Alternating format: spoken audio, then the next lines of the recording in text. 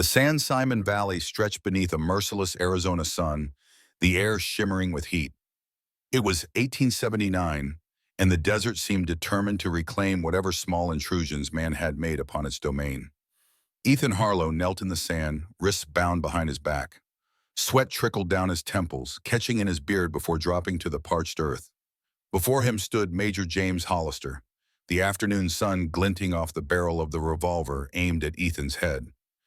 "You always were stubborn, Harlow," Hollister said, his voice calm as if discussing the weather. "Could have been something. Instead, you'll die out here where no one will remember your name." Surrounding them were Apache warriors, their faces painted for battle, weapons ready. At their center stood a woman with eyes like fire, her posture regal despite the dust and blood on her clothing. Hollister turned to her with a smile that never reached his eyes. "You know what he did to your family, Kiana. End it."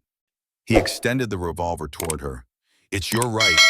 The woman, Kiana, stepped forward, her movement fluid as water in a land that had forgotten rain. She took the weapon, its weight familiar in her hand.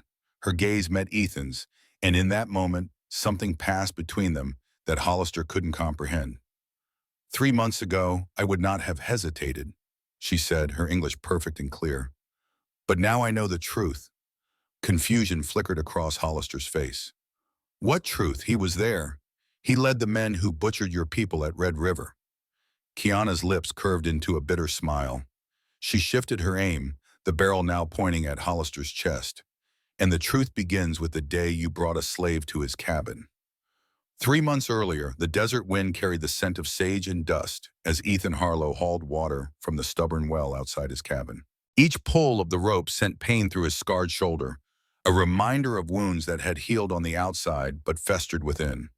The bucket broke the surface, half full and muddy. Another bad day and a long succession of them.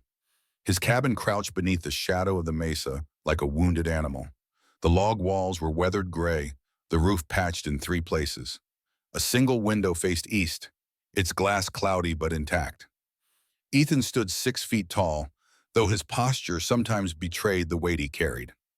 At 40, his face was a map of hardship. Tan leather creased at the eyes and mouth, a diagonal scar cutting across his right cheek. His hair, once dark brown, now showed threads of gray at the temples. But it was his eyes that told the true story, steel gray, constantly scanning the horizon, as if expecting danger that was always coming but never quite arrived. Behind the cabin, where the land sloped toward the valley, stood a small cairn of 7 stones. Each dawn, Ethan would place his hand upon it, lips moving silently. The names came to him unbidden. 2 Apache women, 3 children, a warrior. And Warren, his brother, whose laughter would never again echo across the desert. 7 souls lost at Red River, their blood on his hands. The sound of hoofbeats pulled him from his dark thoughts. Visitors were rare and rarely welcome. He reached for the Winchester leaning against the doorframe, the rifle settling against his shoulder like an old friend as he watched 3 riders approach. Roy Blackburn had once been a border patrolman before finding more profitable employment with Hollister. The other 2, Silas Kemp and Fletcher Doyle, were cut from the same cloth. Men who enjoyed inflicting pain and called it duty. "Harlow," Blackburn called. "Fine day for a visit, ain't it?" Ethan didn't lower his rifle. "State your business and move on." Blackburn dismounted with a theatrical groan. Now that's no way to greet old friends. Dust clung to his bushy beard, and the scar through his right eyebrow pulled his expression into a perpetual sneer. "Especially when we bring gifts." "We ain't friends," Ethan replied evenly. "Never were." "Hollister sends his regards," Blackburn said, ignoring the comment. "He says you owe him. We're here to collect." With a nod to his companions, Blackburn turned to Doyle's horse. The man yanked someone from behind his saddle. A woman fell hard to the ground, raising a cloud of dust. Her hands were bound, her black hair matted with dirt and blood. Despite her condition, she managed to rise to her knees, her back straight with defiance. "Caught her near the border," Blackburn explained, as if discussing a stray horse. "Hollister wants information about Chief Warrior Neol's camp. Says you're the man for the job." "And if I refuse?" Blackburn's hand rested on his pistol. "Then we'll have to report to the territorial authority that you're harboring a savage." A trap, elegantly laid. If Ethan refused, he'd be labeled a traitor. If he agreed, he'd become a torturer. Either way, Hollister would win. You've got 3 days, Blackburn continued. Get what Hollister needs by any means necessary. He leaned closer, lowering his voice. She doesn't have to survive the process. With that, the three men mounted and rode away, leaving the woman kneeling in the dust. Ethan watched them disappear into the heat haze before lowering his rifle. Only then did he approach her, kneeling before her with a knife drawn. I'm going to cut you loose, he said. Don't try anything foolish. Why wait? Kill me now. I will tell you nothing, she responded, her perfect English surprising him. Ethan answered in halting Apache. I am not your enemy. This caught her off guard. Her eyes widened slightly before narrowing again. Then what are you, a man? She laughed bitterly. No, not anymore. I see that in your eyes. As the ropes fell away, she rubbed her raw wrists, studying him with a calculating gaze. Ethan offered his hand, but she ignored it, rising on her own despite her obvious pain.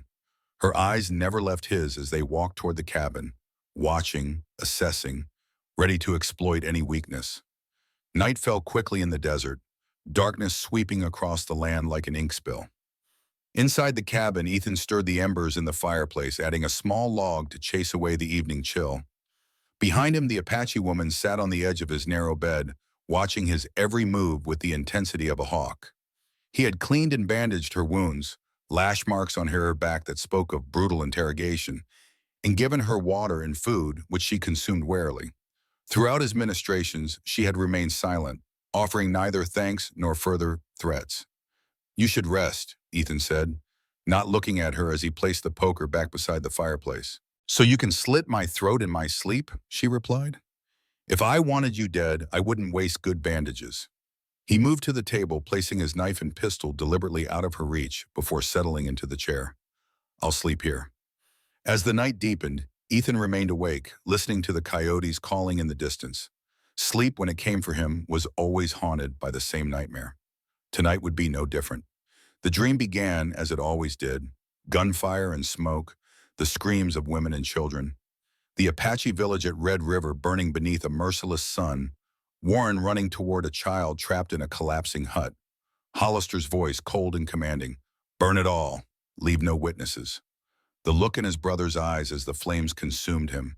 Not accusation, but disappointment. Then darkness, blessed and brief. Ethan woke with a gasp, hand reaching for his knife, before remembering he had placed it out of reach. Dawn light filtered through the dirty window, painting the cabin in soft gold. The Apache woman was already awake, sitting on the bed, watching him.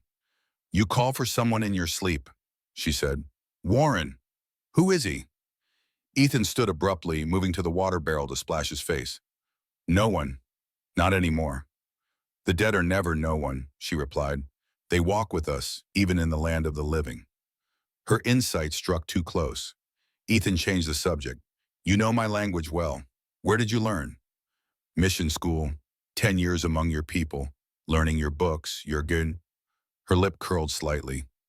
Your ways of taking everything. The sound of approaching hoofbeats interrupted their conversation. A single rider this time. Ethan reached for his rifle, motioning for her to move away from the window. Martha Sullivan reined her mare to a stop before the cabin, her weathered face breaking into a cautious smile. At 55, she carried herself with the straight-back dignity of a woman who had faced the wilderness and refused to bend. Ethan, she greeted him, dismounting with practiced ease. Thought you might need some supplies. She nodded toward the saddlebags. Flour, coffee, and some of those biscuits you pretend not to like. You shouldn't have come, he said, taking the saddlebags. It's not safe. Martha's smile faded. That's what I came to tell you. There's trouble brewing in Cottonwood. What kind of trouble? They've formed a new group, Martha said, lowering her voice despite the empty landscape. Call themselves the Frontier Justice League. Wakefield's behind it, but they're all Hollister's men at heart. Reverend Daniel Wakefield was Cottonwood's preacher, a man who spoke more of divine punishment than mercy. Ethan had attended exactly one service after arriving in the territory and had never returned. Armed patrols, Martha continued, claiming they're protecting the settlement from Apache raids, but she trailed off, her eyes drifting to the cabin where the woman's silhouette was visible through the window. Ethan, what have you gotten yourself into? Hollister sent her, says she has information about Niall's camp. And you're supposed to get this information? Martha's expression was skeptical. You who can barely bring yourself to slaughter a chicken. There's more, Martha added, her voice dropping further. Hollister's been promoted, full major now. He's planning something big, gathering men and supplies. Any idea what? No, but they still talk about you in town, Ethan.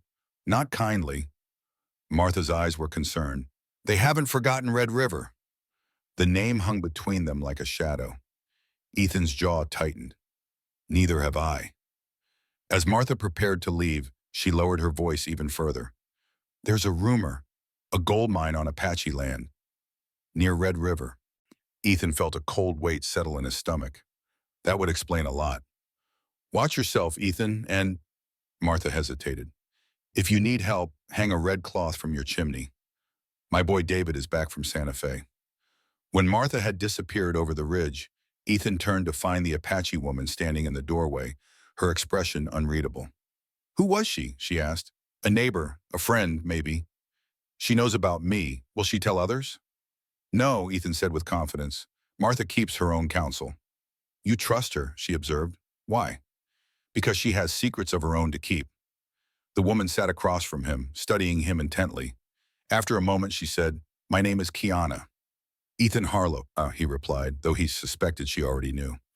As night descended on the second day, Ethan sat outside the cabin, whittling a piece of juniper wood with absent strokes.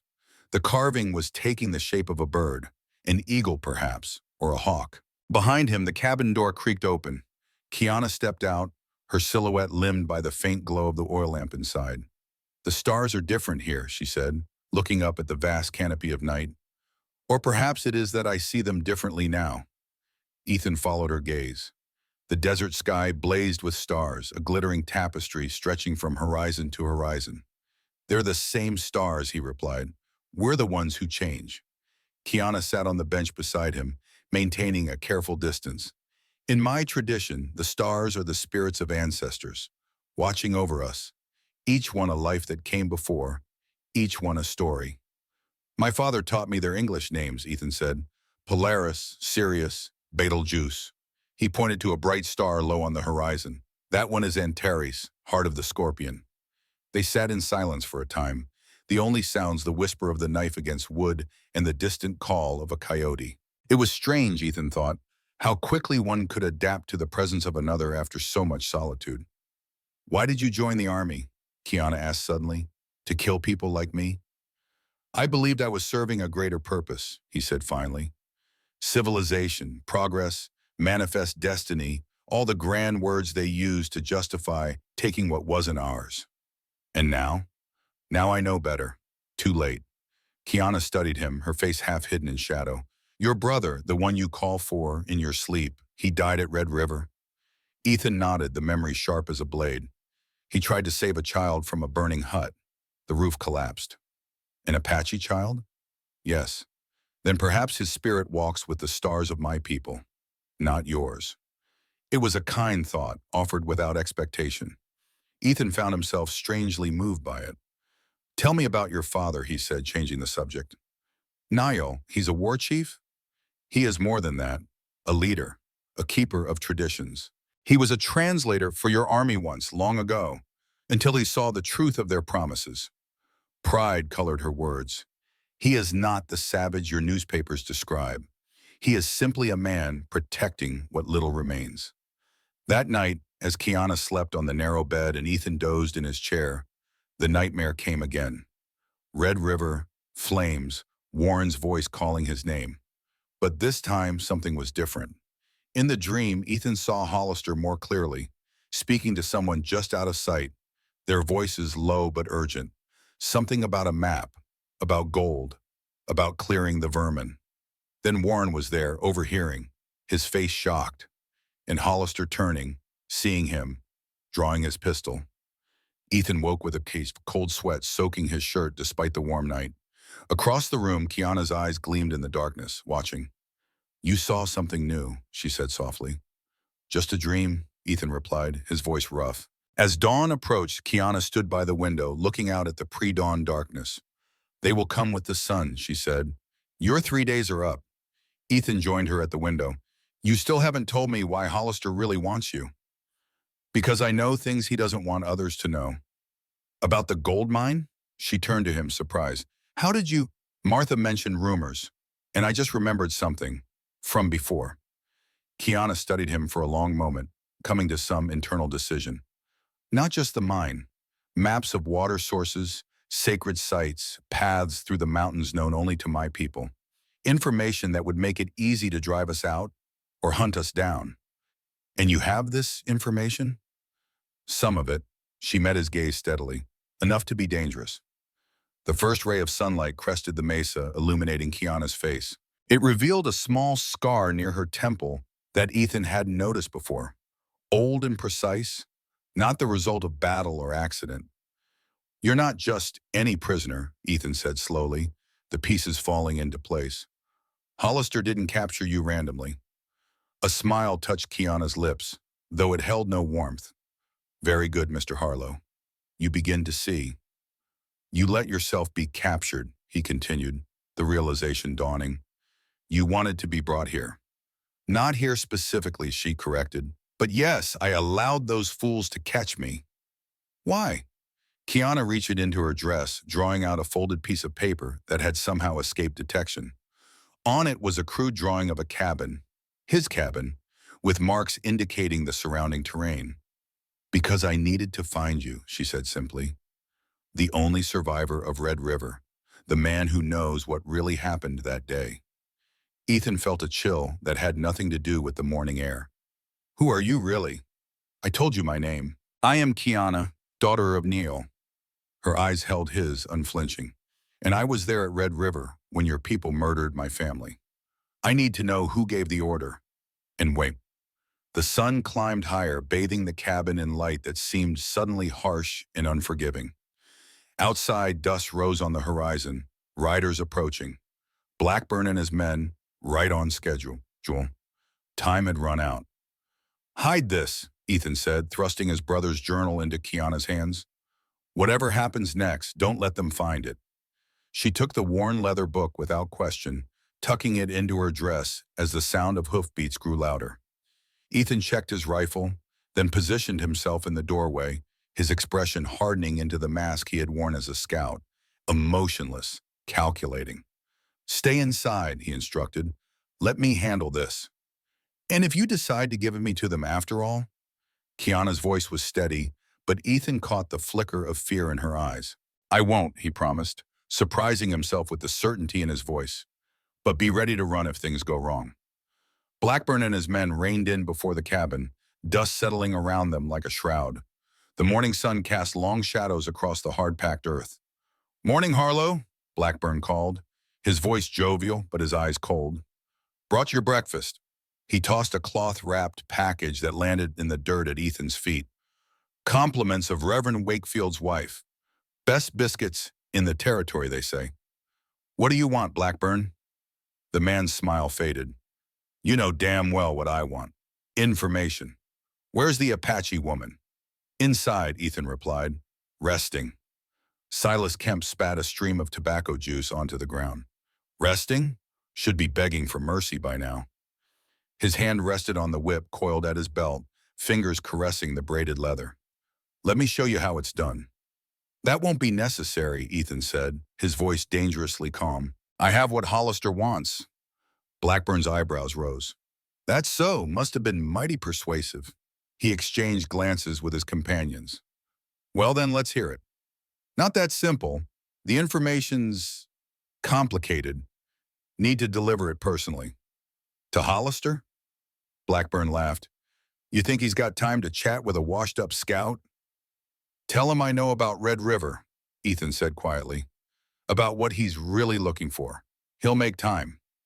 Something in Ethan's tone made Blackburn's smile falter. The man studied him for a long moment, trying to determine if he was bluffing. "Fine," he finally said. "Get the woman. You're both coming with us." "No," Ethan's rifle barrel lifted slightly. "I go alone. She stays here." "That wasn't the deal," Blackburn growled, his hand moving toward his pistol. I'm making a new one.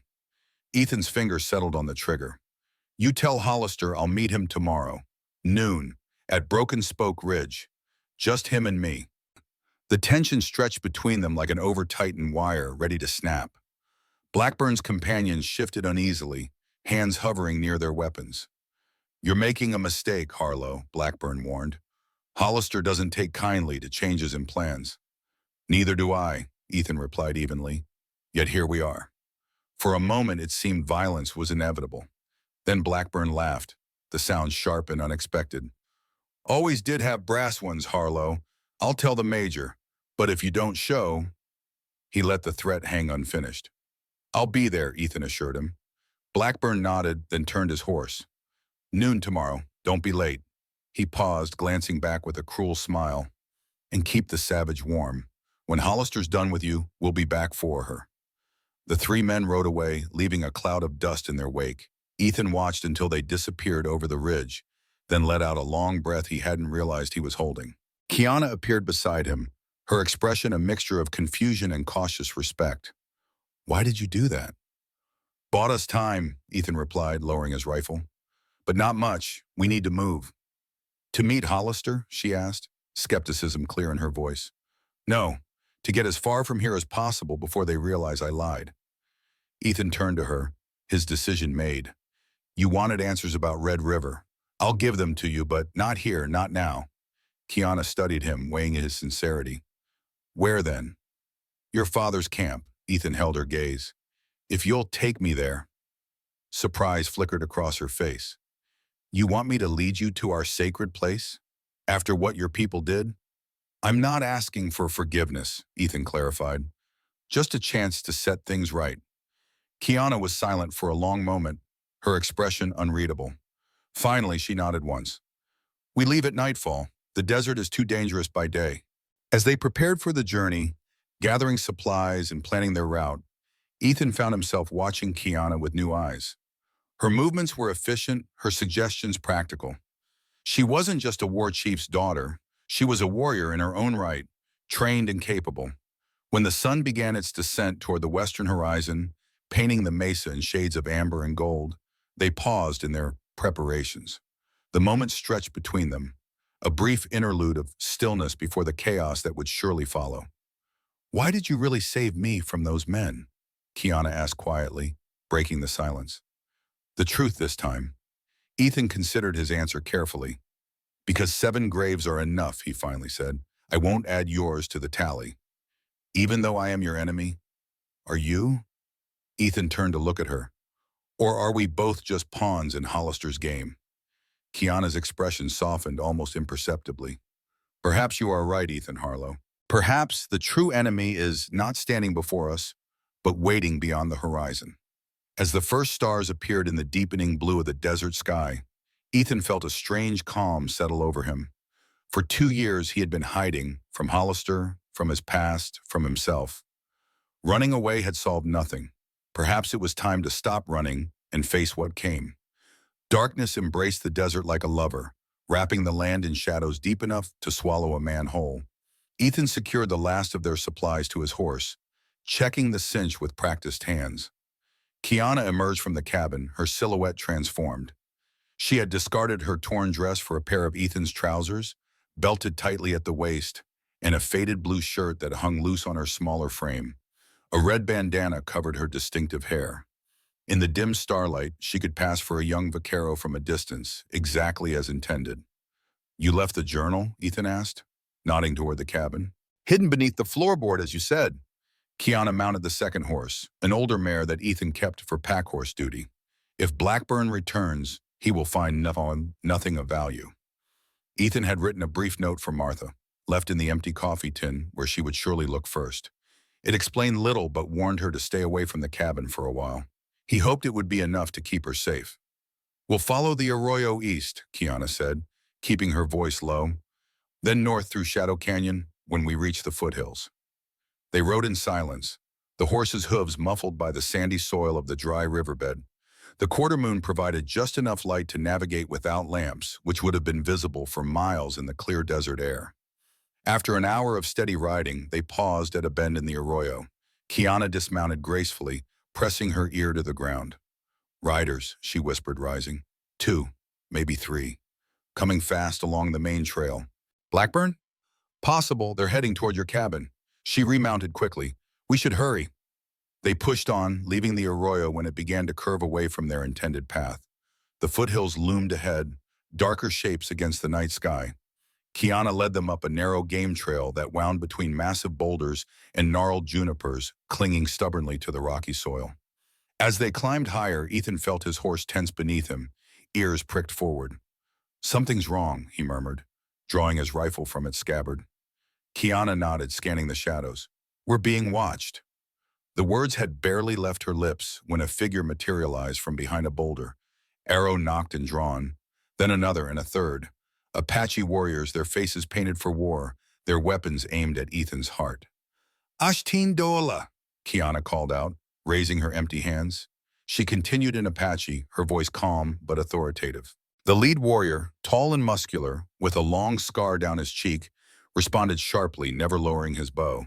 His dark eyes fixed on Ethan with undisguised hatred. "What's he saying?" Ethan asked quietly, keeping his hands visible. "That's Talon, my cousin," Kiana replied. "He wants to kill you where you sit." Persuasive fellow. Despite the danger, Kiana's lips quirked slightly. "I told him you have information about Red River, that we need you alive." "And?" "He disagrees." Finally, Talon lowered his bow slightly, spitting out what was clearly a reluctant concession. The other warriors followed suit, though their expressions remained hostile. "He will allow you to continue, Quinn," Kiana translated, "but you must be bound and blindfolded when we near our sacred place." Ethan hesitated only briefly before nodding. "Fair enough." As they resumed their journey, now with an escort, Ethan leaned slightly toward Kiana. "You didn't tell me we'd have company," he murmured. "They've been following us since we left your cabin," she replied. "Did you really think my father would send me alone into enemy territory without protection?" "You seemed pretty alone when Blackburn dropped you at my doorstep." "A necessary risk. We needed to confirm what you knew about Red River." "You used me," Ethan realized, the pieces falling into place. "This was a test."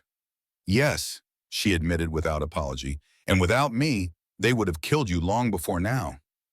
The revelation should have angered him, but Ethan found himself respecting her strategy. It was the kind of calculated risk he himself might have taken in her position.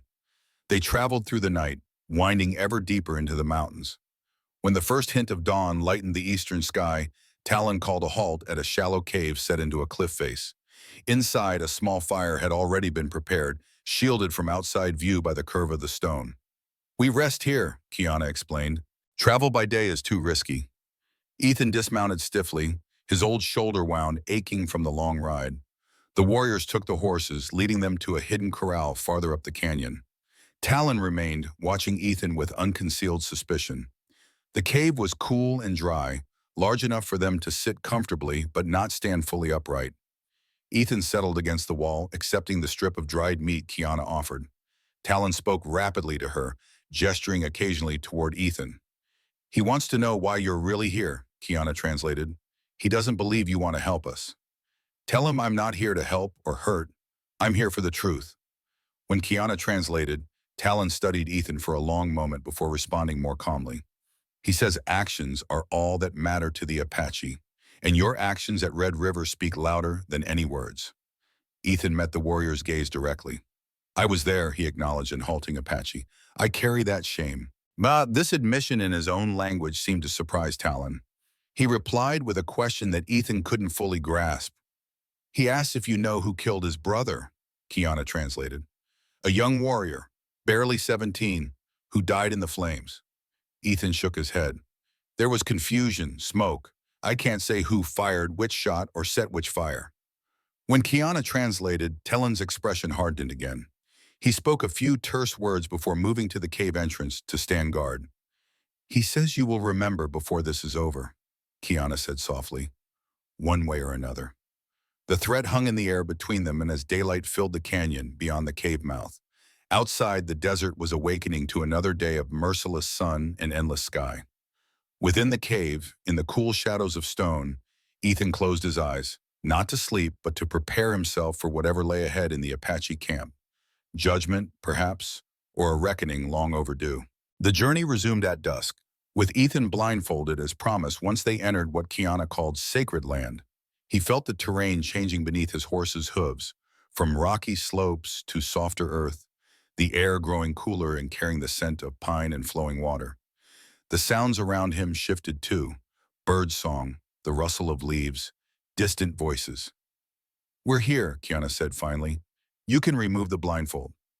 Ethan pulled the cloth from his eyes, blinking as his vision adjusted to the fading twilight. What he saw stunned him into silence. They had entered a hidden valley nestled between towering cliffs, protected from the harsh desert on all sides. Unlike the barren landscape they had crossed, this sanctuary teemed with life. A creek wound through its center, flanked by cottonwoods and willows. Small gardens flourished in patches of rich soil, and nestled among the trees stood an Apache village. Not the temporary camp he had expected, but a settled community. Dozens of dwellings, some traditional wickiups, others more permanent structures of adobe and stone, formed a rough circle around a central clearing.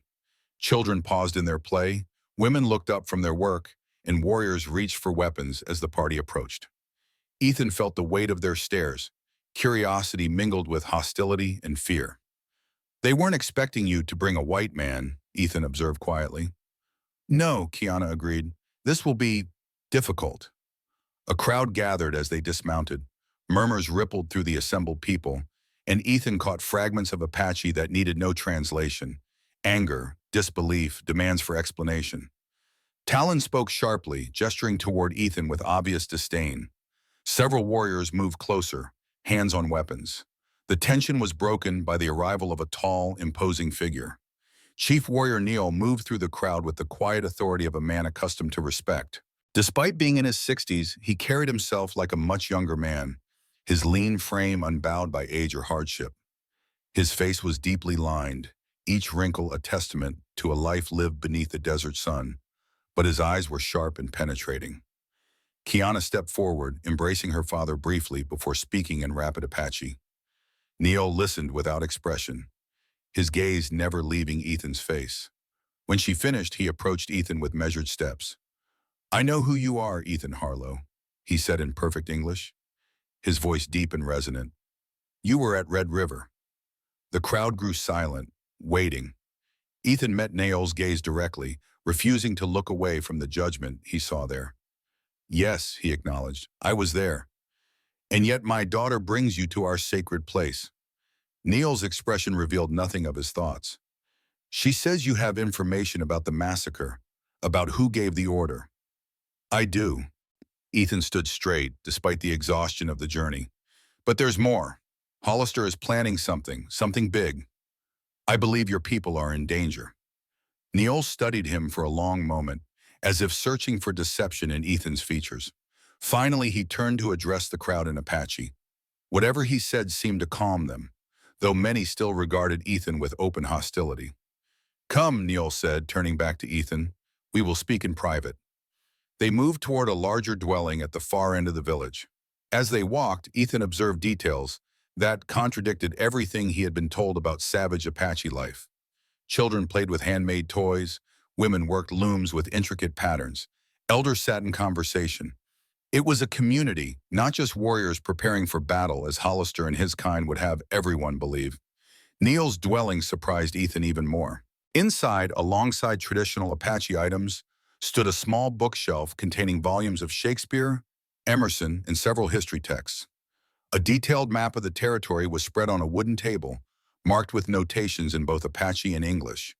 A kerosene lamp cast a warm glow over the space, illuminating what appeared to be a desk with writing materials. Seeing Ethan's surprise, Neil allowed himself a small smile. "Did you expect animal skins and primitive weapons only, Mr. Harlow?" "No, sir," Ethan replied honestly. "I've learned not to trust what I've been told about your people." A wise position. Neil gestured for Ethan to sit on a woven mat. Kiana and Talon joined them, completing the circle around a small central fire. "Now tell me what brings you to risk your life by coming here." Ethan gathered his thoughts, aware that his next words could determine not only his fate, but potentially that of everyone in the village. 2 years ago at Red River, my unit was ordered to investigate reports of raids on settler wagons. Hollister claimed your warriors had attacked 3 families, killing all but one child. Ethan's voice was steady, though the memories pained him. We were told it was a punitive mission. Find those responsible and bring them to justice. There were no raids, Neil said quietly. Not by my people. I know that now, Ethan acknowledged. But then I believed what I was told. We all did, except, he paused, the wound still raw, except my brother Warren. He questioned the orders from the beginning. Ethan described the events as he remembered them. The pre-dawn approach to the sleeping village, Hollister's sudden command to attack rather than parley, the chaos that followed. Warren breaking ranks to save a child from a burning dwelling, only to be trapped when the roof collapsed. I always believed it was a tragic mistake, Ethan concluded, an operation gone wrong. But recently I've begun to remember details, conversations between Hollister and others, maps I wasn't supposed to see, Warren's suspicions. What details? Neil pressed. Gold, Ethan said simply. There's a vein in the mountains near Red River. Hollister knew about it before the attack. I believe he deliberately orchestrated the massacre to drive your people away from the area and to eliminate any witnesses to his real plan. Neil and Talon exchanged glances.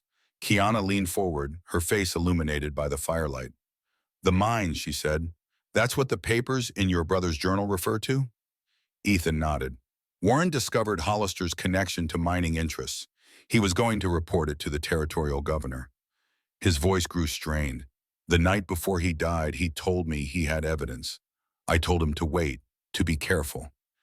If I had supported him, then your brother would still be dead, Neil said with surprising gentleness. Hollister would have found another way. Talon spoke for the first time in English, his accent heavy, but his meaning clear. Why come now, after 2 years? It was a fair question. Ethan met the warrior's suspicious gaze. Because Hollister is moving again. The Frontier Justice League, the increased military presence, the rumors of Apache raids that never happen, it's the same pattern as before. I believe he's preparing to finish what he started at Red River. To claim the gold, Kiana suggested, and to eliminate anyone who might remember the truth about the massacre, Ethan added, including me. Niall rose and moved to the map on his table, studying it with a furrowed brow. This valley has protected us since Red River. Few outsiders know of its existence. But if Hollister has enlisted trackers, there's more, Ethan said, joining him at the table. Reverend Wakefield in Cottonwood. He's gathering men, stirring up hatred against your people. I believe he and Hollister are working together. The man of God and the man of war, Neil murmured. A powerful alliance. We should move deeper into the mountains, Talon urged, where their horses cannot follow. And abandon our crops, our homes, Kiana challenged. We have children, elders. The journey would claim lives. Staying might claim more, Talon countered. Neil raised a hand, silencing them both. We will discuss this with the council at dawn. He turned to Ethan. Until then, you will remain here, under guard. You understand, of course. Of course, Ethan agreed. He had expected nothing less. Kiana will see to your needs, Neil continued. Tomorrow, we will decide what to do with the information you have brought, and with you. As Kiana led him to a small dwelling at the edge of the village, Ethan felt the stares of the Apache people following his every move. He was an intruder in their sanctuary, a reminder of all they had suffered at the hands of men who looked like him. Trust would not come easily, if at all. The hut was simple but comfortable, with a sleeping mat and a small fire pit. 2 warriors took position outside. Guards, not hosts. Will they kill me? Ethan asked quietly as Kiana prepared to leave. She paused at the doorway. My father believes in justice, not revenge, but not all share his wisdom. She glanced toward where Talon stood watching them from across the clearing. Sleep lightly, Ethan Harlow. With that ambiguous comfort, she left him to the longest night of his life. Dawn came with a cacophony of birdsong, so different from the silence of the desert around Ethan's cabin. He had slept fitfully, waking at every sound, aware of his precarious position. Now, as pale light filtered through the dwelling's entrance, he sat up, stretching his stiff muscles. Kiana appeared at the doorway, carrying a wooden bowl of what appeared to be corn porridge and berries. The council gathers soon, she said, handing him the food. You should eat. Ethan accepted the bowl gratefully. What will happen? They will listen to you, then decide. She sat across from him, her posture relaxed but her eyes watchful. Tell them exactly what you told my father. The truth is your only protection now. As he ate, Ethan studied her in the morning light. Without the dust of travel or the tension of their initial encounters, he could better appreciate the quiet strength in her features. Her eyes, dark and intelligent, revealed a depth of thought that belied the stereotype of the simple savage peddled in Eastern newspapers. Why did you really bring me here? He asked suddenly. You could have killed me once you had the information you needed. Kiana considered the question, her head tilting slightly. At first it was, as I said, to verify what you knew about Red River. But then, she paused, seeming to choose her words carefully. I saw something in you, a man carrying a weight that was breaking him. I know that weight. Before Ethan could respond, Talon appeared at the entrance. It is time, he said curtly. They followed him to the central clearing where the council had assembled. 12 elders and warriors, including Niall, seated in a semicircle. The morning sun cast long shadows across the packed earth as Ethan took his place before them, Kiana standing slightly behind him as translator. Niall began by addressing the council in Apache, occasionally gesturing toward Ethan. When he finished, he turned to Ethan and switched to English. Tell them what you told me, he directed. About Hollister, about Red River, about the gold. Hold nothing back. For the next hour, Ethan spoke, detailing everything he remembered about the events leading to the massacre, his subsequent estrangement from the army, and Hollister's recent activities. As he talked, he watched the faces of the council members, noting the flashes of anger, sorrow, and grim understanding that crossed their features. When he finished, a wizened elder asked a question in Apache. Kiana translated. He asked why we should trust you now, when your kind has broken every treaty, every promise. You shouldn't trust me blindly, Ethan answered honestly. Judge me by my actions. I'm here at great risk to myself, because innocent lives are at stake, yours and others. I couldn't prevent Red River, but perhaps I can stop history from repeating itself. Another council member spoke, his tone accusatory. Kiana hesitated before translating. He says you were a soldier who followed orders. Why should we believe you would not do so again if Hollister offered you pardon? Ethan felt a flash of anger at the implication, but suppressed it. The man's suspicion was justified given the history between their peoples. Because I've seen the cost of following orders without question, he replied. My brother died because of it. 7 stones behind my cabin, 7 graves I visit every dawn, remind me of that cost. The questioning continued, some hostile, some more measured. Throughout, Ethan maintained his composure, answering truthfully even when the truth painted him in an unfavorable light. Finally, Niall raised his hand, signaling an end to the interrogation. The council will deliberate, he announced. Until we decide, you will remain under guard. As Ethan was led away, he caught Kiana's eye. She gave him a small nod, whether of encouragement or merely acknowledgement, he couldn't tell. The day stretched endlessly as he waited in the small dwelling, watched over by silent guards. Occasionally, children would dart past the entrance, curious about the white stranger in their midst. Once, an older woman brought him water, her expression neither friendly nor hostile, merely evaluating. By late afternoon, restlessness drove him to ask the guards if he could at least sit outside. After a brief consultation, they agreed, though they maintained their vigilant watch. Seated on a log outside the dwelling, Ethan observed village life continuing around him. Despite the presence of an outsider, or perhaps because of it, the Apache went about their routines with deliberate normalcy. Women worked at cooking fires or tended small garden plots. Men repaired weapons or crafted tools. Children played games that seemed universal across cultures, laughing and squabbling in equal measure. It struck Ethan how similar this community was to any settler town he had seen. People living, working, raising families. The vast gulf that supposedly separated civilized from savage seemed increasingly arbitrary, a convenient fiction to justify taking what wasn't freely given.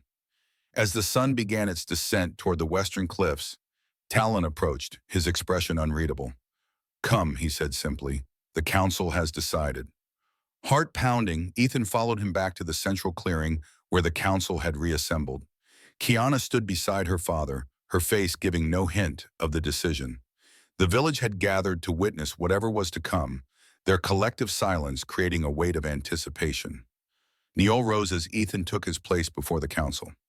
"We have heard your words, Ethan Harlow, and judged them against what we know of Red River and of the man called Hollister." Ethan stood straight, prepared for whatever sentence they had determined. "Some argued for your death," Neil continued, his voice carrying across the hushed gathering. "Others for your imprisonment. But the old wisdom tells us, when the snake and the hawk fight, the mouse should not choose sides too quickly." Ethan remained silent, sensing there was more to come. "We believe your warning about Hollister's plans.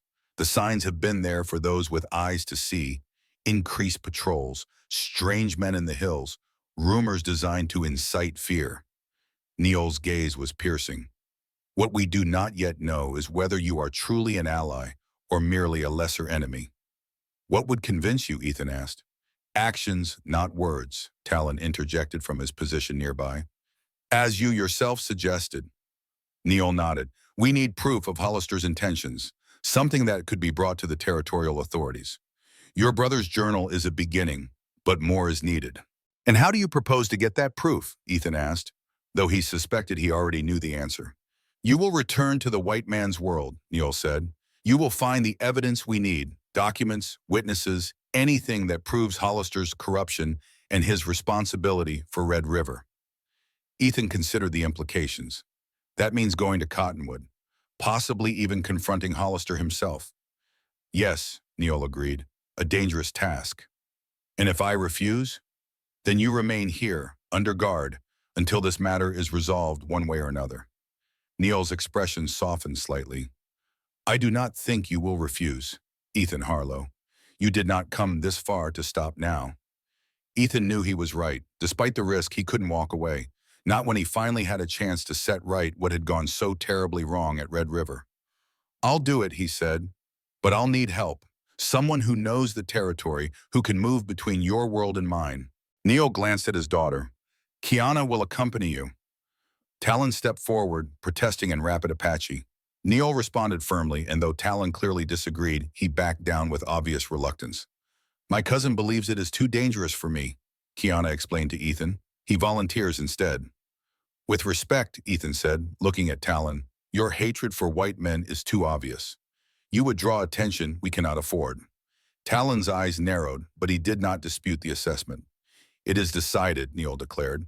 "You and Kiana will leave at first light. Talon and 2 warriors will follow at a distance in case you need assistance, or in case your intentions prove false." As the council disbanded and the villagers returned to their evening routines, Kiana approached Ethan. "You should prepare yourself," she advised. "The journey back will be harder than the journey here. Hollister's men will be searching for us both." "I know," Ethan acknowledged, "but it's our best chance to stop him." She studied him for a moment. "You truly believe this will work?" "I have to," he replied simply. That night, unable to sleep despite his exhaustion, Ethan sat outside his dwelling, watching the stars wheel overhead. The same stars he had shown Kiana from his cabin seemed different here, viewed from this hidden valley where 2 worlds intersected. "You should rest," Kiana's voice came softly from the darkness. She emerged into the pool of moonlight, wrapping a blanket more tightly around her shoulders against the night chill. "So should you," he countered, but moved aside on the log to make room for her. She sat, her gaze following his to the star-filled sky. "When I was a child," she said after a moment, "my father would tell me that the stars were holes in the blanket of night, allowing the Great Spirit's light to shine through." "A beautiful thought," Ethan murmured. "What did your father teach you about them? Their names, their positions, how sailors use them to navigate the oceans?"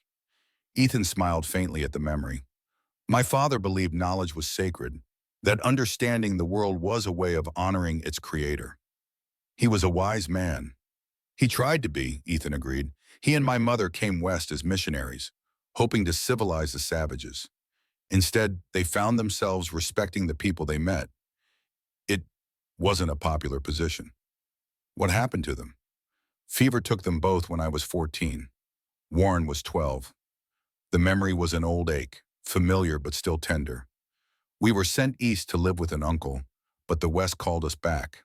When the war between the states ended, we joined the army together. They sat in companionable silence for a time, the only sounds the soft chorus of night insects and the distant call of an owl. "May I ask you something?" Ethan finally said. Kiana nodded. "At Red River, you said you were there, but you weren't captured or killed. How did you escape?" She tensed almost imperceptibly, then relaxed with a soft sigh. "I was visiting another village that day, trading for medicines. When I returned," her voice faltered briefly. "When I returned, there was nothing left but ashes and bodies." "I'm sorry," Ethan said quietly. "My brother was there," she continued, her voice steady despite the pain it must have cost her. "He was 8 years old. I found what remained of him near the creek. He had tried to hide in the water." Ethan closed his eyes, the image too vivid, too close to his own nightmares. "I thought I wanted revenge," Kiana said. "For years, that's all I lived for, the chance to make those responsible suffer as I had suffered. And now?" She turned to look at him, her face silvered by moonlight. "Now I wonder if revenge would change anything, if more blood would bring back those we've lost."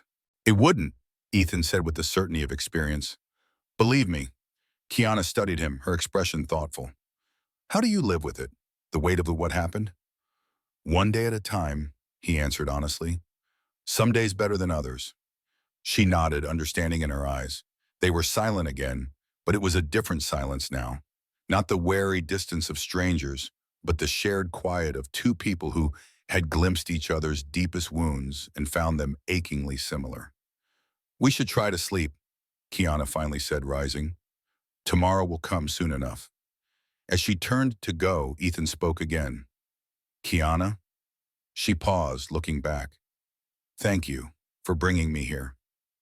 A small smile touched her lips. "Thank me when we succeed, Ethan Harlow, not before." With that, she disappeared into the shadows, leaving Ethan alone with the stars and the strange sense that something fundamental had shifted between them. A bridge beginning to form across a chasm that had once seemed uncrossable. They left the valley as dawn broke, traveling on fresh horses provided by the tribe. Ethan wore borrowed Apache clothing, covered by a long duster to disguise his appearance from a distance. Kiana had reverted to her disguise as a young Mexican vaquero. They carried minimal supplies, food, water, weapons, and little else. Speed would be their ally on this journey. Talon and two warriors followed at a distance, far enough to avoid detection, but close enough to provide aid if needed. Their presence was both reassurance and reminder. Ethan's goodwill was accepted, but not yet fully trusted. "We'll avoid the main trails," Kiana said, as they descended from the hidden valley into more exposed terrain. "Hollister will have men watching the usual routes." Ethan nodded. "We should reach Cottonwood by nightfall tomorrow if we push hard. Martha's ranch is on the way. We can rest there if it's safe." They rode in silence for the most part, each lost in their own thoughts about the dangerous mission ahead. The landscape gradually transformed from the pine-covered mountains back to the harsher desert terrain. By midday, the sun beat down relentlessly, and they sought shelter in the shadow of a rocky outcropping to rest the horses. "What exactly are we looking for in Cottonwood?" Kiana asked as they shared a small meal of dried meat and hardtack. "Anything that connects Hollister to the mining interests," Ethan replied. "Financial records, correspondence, witnesses willing to talk. Wakefield might have documentation too. Preachers often serve as witnesses for business transactions. And where do we find such things?" "Hollister keeps an office at the fort, but it would be heavily guarded. Wakefield's church would be easier. He lives in a small house behind it." Kiana considered this information. "And if we find nothing?" "Then we try Martha. She hears things, knows people." Ethan took a drink from his canteen. "There's another option, though it's risky. Hollister's favorite watering hole is a place called the Broken Wheel.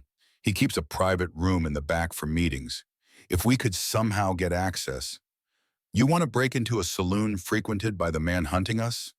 Kiana's tone was incredulous. "I said it was risky," Ethan acknowledged with a wry smile. They continued their journey through the afternoon, taking a circuitous route that added miles but kept them away from likely patrol areas. As the sun began its descent, Kiana suddenly raised her hand, signaling a halt. "Riders," she said, pointing to a dust cloud in the distance. Coming this way. Ethan scanned the horizon, estimating distances and terrain. There, he said, indicating a dense mesquite thicket near a dry wash. We can hide there until they pass. They urged their horses into the concealing vegetation, dismounting quickly and crouching among the twisted branches. The approaching riders came into view. 4 men moving at a steady trot, their postures suggesting military training. Ethan recognized Blackburn among them, his distinctive beard visible even at this distance. Hollister's men, he whispered. They're searching the trails toward the mountains. Kiana nodded, her body tense as a drawn bow. They watched in tense silence as the riders drew closer, following the main trail that passed within 50 yards of their hiding place. If the horses made a sound, if the men decided to scout the wash, but luck was with them. The patrol continued past, dust rising in their wake as they moved toward the foothills. Only when they had disappeared from sight did Ethan and Kiana exhale. They're casting a wide net, Ethan observed as they remounted. Hollister must be worried about what we know.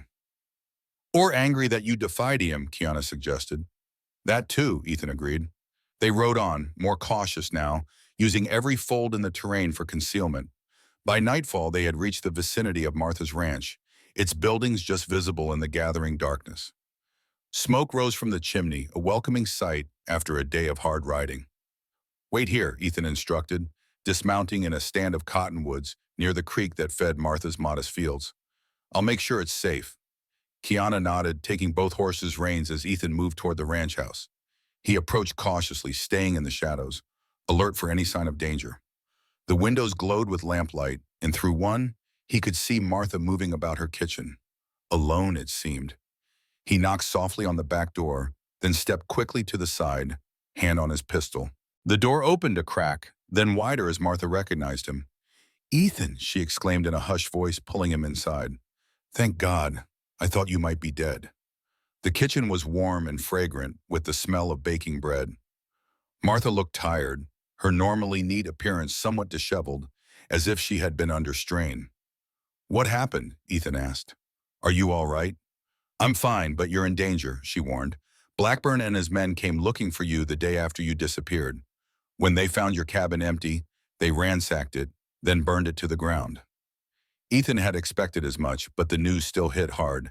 The cabin had been his refuge, his penance, his home. They've been watching my place too, Martha continued. Hollister thinks I might know where you went. They were here yesterday asking questions. I'm sorry to bring this trouble to you, Ethan said sincerely. Martha waved away his apology. I've handled worse, but Ethan, there's more. They're saying you helped a prisoner escape, that you've turned traitor. There are wanted posters in Cottonwood offering a reward for both of you, dead or alive. I need to get my companion, Ethan said. We'll move on if it's not safe here. No, stay, Martha insisted. At least for the night. You look exhausted and the patrols usually don't come after dark. She hesitated, then added, Is it true? Do you have an Apache woman with you? Yes, Ethan admitted. Her name is Kiana, daughter of Chief Warrior Neil. Martha's eyes widened. You've been to their camp and lived to tell about it? It's a long story, Ethan said. I'll explain everything, but first I need to bring her in. When Kiana was introduced, Martha showed none of the fear or hostility that might have been expected. Instead, she welcomed her with the same practical kindness and she extended to everyone. You must be hungry, she said, setting plates of stew and bread before them.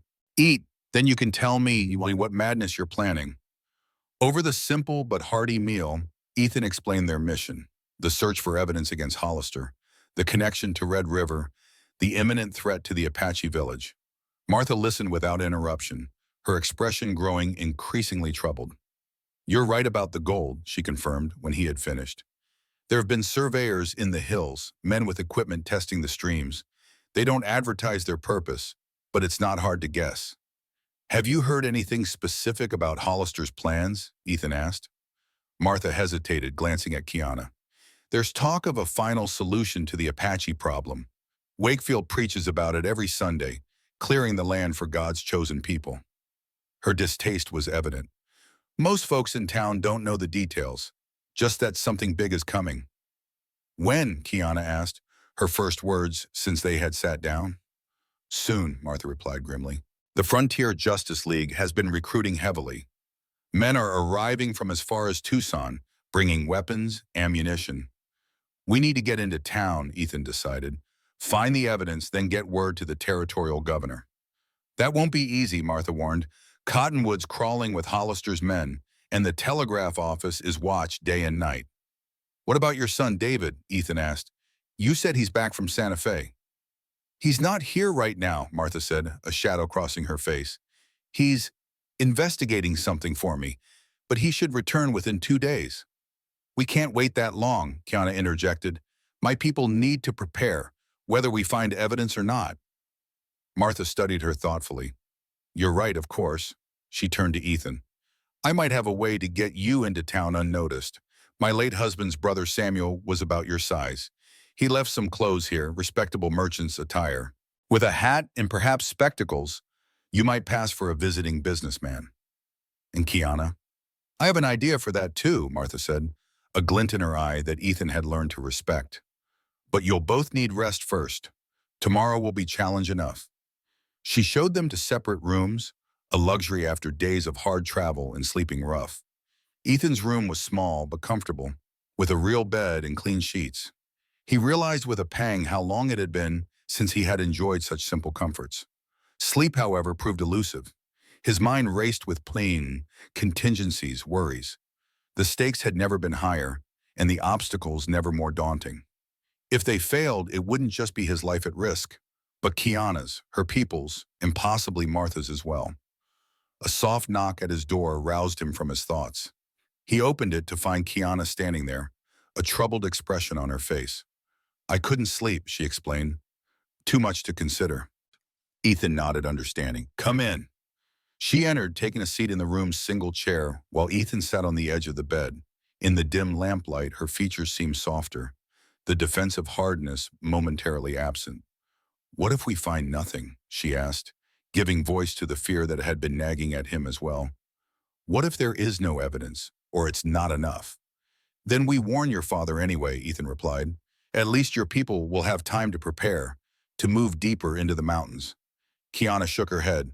You don't understand. My father will not abandon our sacred land. He will fight, even against impossible odds. Then we make sure it's not impossible, Ethan said with more confidence than he felt. We find the evidence, we stop Hollister. She studied him, her dark eyes searching his face. You believe it can be done? I have to, he answered simply. A moment of understanding passed between them, a shared recognition of the burden they carried. Then Kiana rose, moving toward the door. Thank you, Ethan, she said softly, for believing when others would not. After she had gone, Ethan lay back on the bed, staring at the ceiling beams. Despite the danger that lay ahead, despite the near impossible task they faced, he felt a strange sense of purpose that had been missing from his life for too long. Whatever came next, he would face it not just for redemption, but for something larger. For justice, for truth, and perhaps most surprisingly, for the woman who had brought him out of his self-imposed exile to face the world again. With that thought, he finally drifted into a dreamless sleep, the first in many years without the ghosts of Red River to haunt him. Morning brought Martha's promised disguises, and with them, a transformation neither Ethan nor Kiana had anticipated.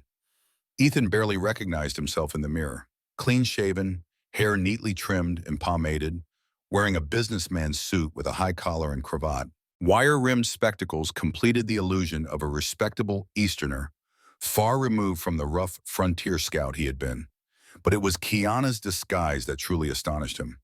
Martha had dressed her in a modest but fashionable dress of deep blue, her long hair arranged in a style befitting a well-bred lady, with a touch of powder to lighten her complexion slightly, and a small hat with a partial veil. She could easily pass for a woman of mixed Mexican-American heritage, a merchant's wife, perhaps, or a teacher. You clean up well, Mr. Harlow, Martha observed with a smile as she made final adjustments to his cravat. And you, my dear, she added to Kiana, look absolutely lovely. Kiana seemed uncomfortable in the unfamiliar clothing, but she carried herself with the same innate dignity she had shown in buckskins. Will this truly fool them? She asked doubtfully. People see what they expect to see, Martha assured her. No one will be looking for an Apache woman in a fine dress, nor a wanted man in a business suit. What's our story? Ethan asked, adjusting the uncomfortable spectacles.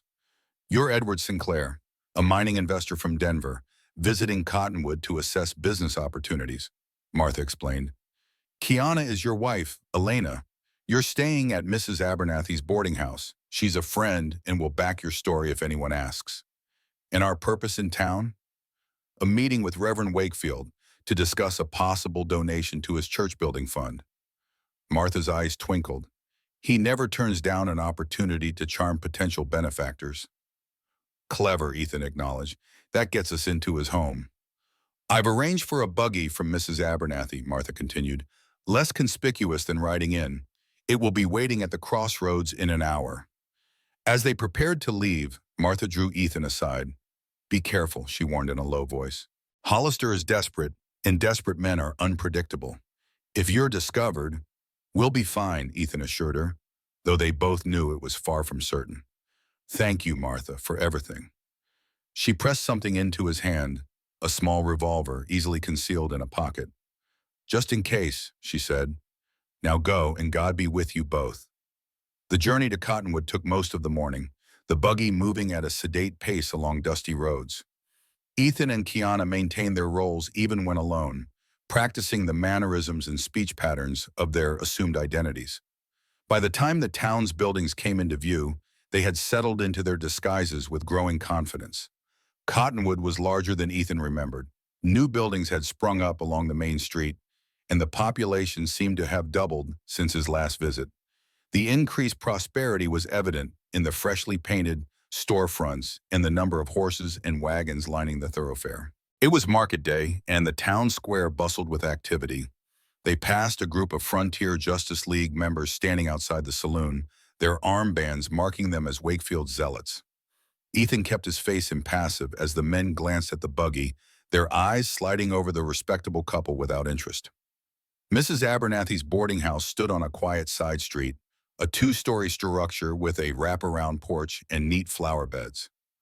The proprietress, a widow in her 60s with sharp eyes and a no-nonsense manner, greeted them warmly for the benefit of any observers, then showed them to a small but comfortable room on the second floor. Martha sent word yesterday, she explained once they were private. I've arranged your meeting with Wakefield for 3 o'clock. That gives you time to rest and prepare. Thank you, Ethan said sincerely. We appreciate the risk you're taking. Mrs. Abernathy's expression hardened. No risk too great to see justice done. My husband died at Fort Grant, following Hollister's orders in a foolish engagement that should never have happened. I've waited a long time to see that man answer for his crimes. After she had gone, Ethan and Kiana discussed their strategy in hushed voices. Wakefield will be suspicious by nature, Ethan cautioned. We need to appear genuinely interested in his church while looking for any documents or correspondence that might implicate Hollister. And if he has nothing, Kiana asked? Then we move to Plan 2, the Broken Wheel Saloon tonight. Hollister usually holds court there in the evenings. Ethan removed the uncomfortable spectacles, rubbing the bridge of his nose. One way or another, we need to find something before we leave town. At precisely 3 o'clock, they presented themselves at Reverend Wakefield's residence, a modest house attached to the white-steepled church that dominated the town square. A maid showed them into a study where Wakefield waited to receive them. Daniel Wakefield was a tall, lean man in his 50s, with thinning blonde hair and piercing blue eyes that seemed to burn with inner fire. He greeted them with practiced warmth, his handshake firm, his smile not quite reaching those unsettling eyes. Mr. and Mrs. Sinclair, what a pleasure, he said, gesturing to chairs arranged before his desk. Mrs. Abernathy mentioned you were interested in our humble church. Indeed, Reverend, Ethan replied, adopting the slightly nasal tones of an educated Easterner. My wife and I are considering investments in this region, and we believe in supporting spiritual growth alongside economic development. Wakefield nodded approvingly. A commendable philosophy, Mr. Sinclair. Too often, material progress outpaces moral guidance, with disastrous results. Precisely our concern, Ethan agreed. We've heard much about your work here, bringing civilization and order to the frontier. The flattery had its intended effect. Wakefield warmed to his subject, expounding at length on his vision for Cottonwood and the surrounding territory. As he talked, Ethan surreptitiously scanned the study, noting the filing cabinet in one corner and the correspondence neatly arranged on the desk. Kiana remained silent but attentive, playing the role of supportive wife while her eyes cataloged every detail of the room. Of course, we face challenges, Wakefield was saying, his tone darkening. The Apache menace continues to threaten our community. Just last week, a family of settlers was found murdered not 10 miles from here. Ethan felt Kiana tense beside him, but maintained his own composure. Terrible, he murmured sympathetically. Is the Army not addressing the problem? Major Hollister does what he can with limited resources, Wakefield replied. But we formed our own protective association, the Frontier Justice League, to supplement official efforts. Commendable initiative, Ethan said, leaning forward with apparent interest. I'd be curious to learn more about this league. Perhaps there's a way we could support both your church and these security efforts. Wakefield's eyes lit up at the prospect of additional funding. I'd be delighted to discuss it. In fact, Major Hollister will be joining us for dinner this evening. Perhaps you and Mrs. Sinclair would care to join us. 6 o'clock, here at the parsonage. It was an opportunity beyond what they had hoped for, a chance to observe Hollister and Wakefield together, to potentially overhear their plans. But it was also dangerously risky. Would Hollister recognize Ethan, despite the disguise? We would be honored, Ethan replied before he could second-guess himself. Wouldn't we, my dear? Kiana nodded, her smile perfect, but her eyes conveying a clear message to Ethan. Are you insane? Excellent! Wakefield clapped his hands together. Now, would you care to see the children? We're planning an expansion to accommodate our growing congregation. The tour of the church provided no opportunities for investigation, but as they were leaving, Ethan deliberately left his pocket watch on Wakefield's desk. They had nearly reached Mrs. Abernathy's when he patted his pockets with manufactured alarm. My watch, I must have left it in the Reverend's study, he exclaimed. Elena, dear, you go on to the boarding house. I'll return for it quickly. Kiana's eyes narrowed slightly, but she played along. Don't be long, Edward. You know how I worry. Ethan hurried back to the parsonage, arriving just as Wakefield was leaving for a hospital visit. The maid remembered him and allowed him into the study to retrieve his forgotten item. Alone at last, Ethan moved swiftly. He first checked the desk, rifling through correspondence with practiced efficiency. Most were church matters, donation acknowledgments, committee reports. Then, in a bottom drawer, he found a locked metal box. Using skills acquired during his scouting days, he picked the simple lock and lifted the lid. Inside lay what he had been seeking. Letters from Hollister. Detailed maps of Apache territory with mining sites clearly marked. And most damning of all, a contract between Wakefield, Hollister, and the Western Mining Consortium, promising shares in exchange for securing access to specified lands. The dates aligned perfectly with the Red River Massacre. One letter explicitly mentioned removing obstacles and ensuring no witnesses remain.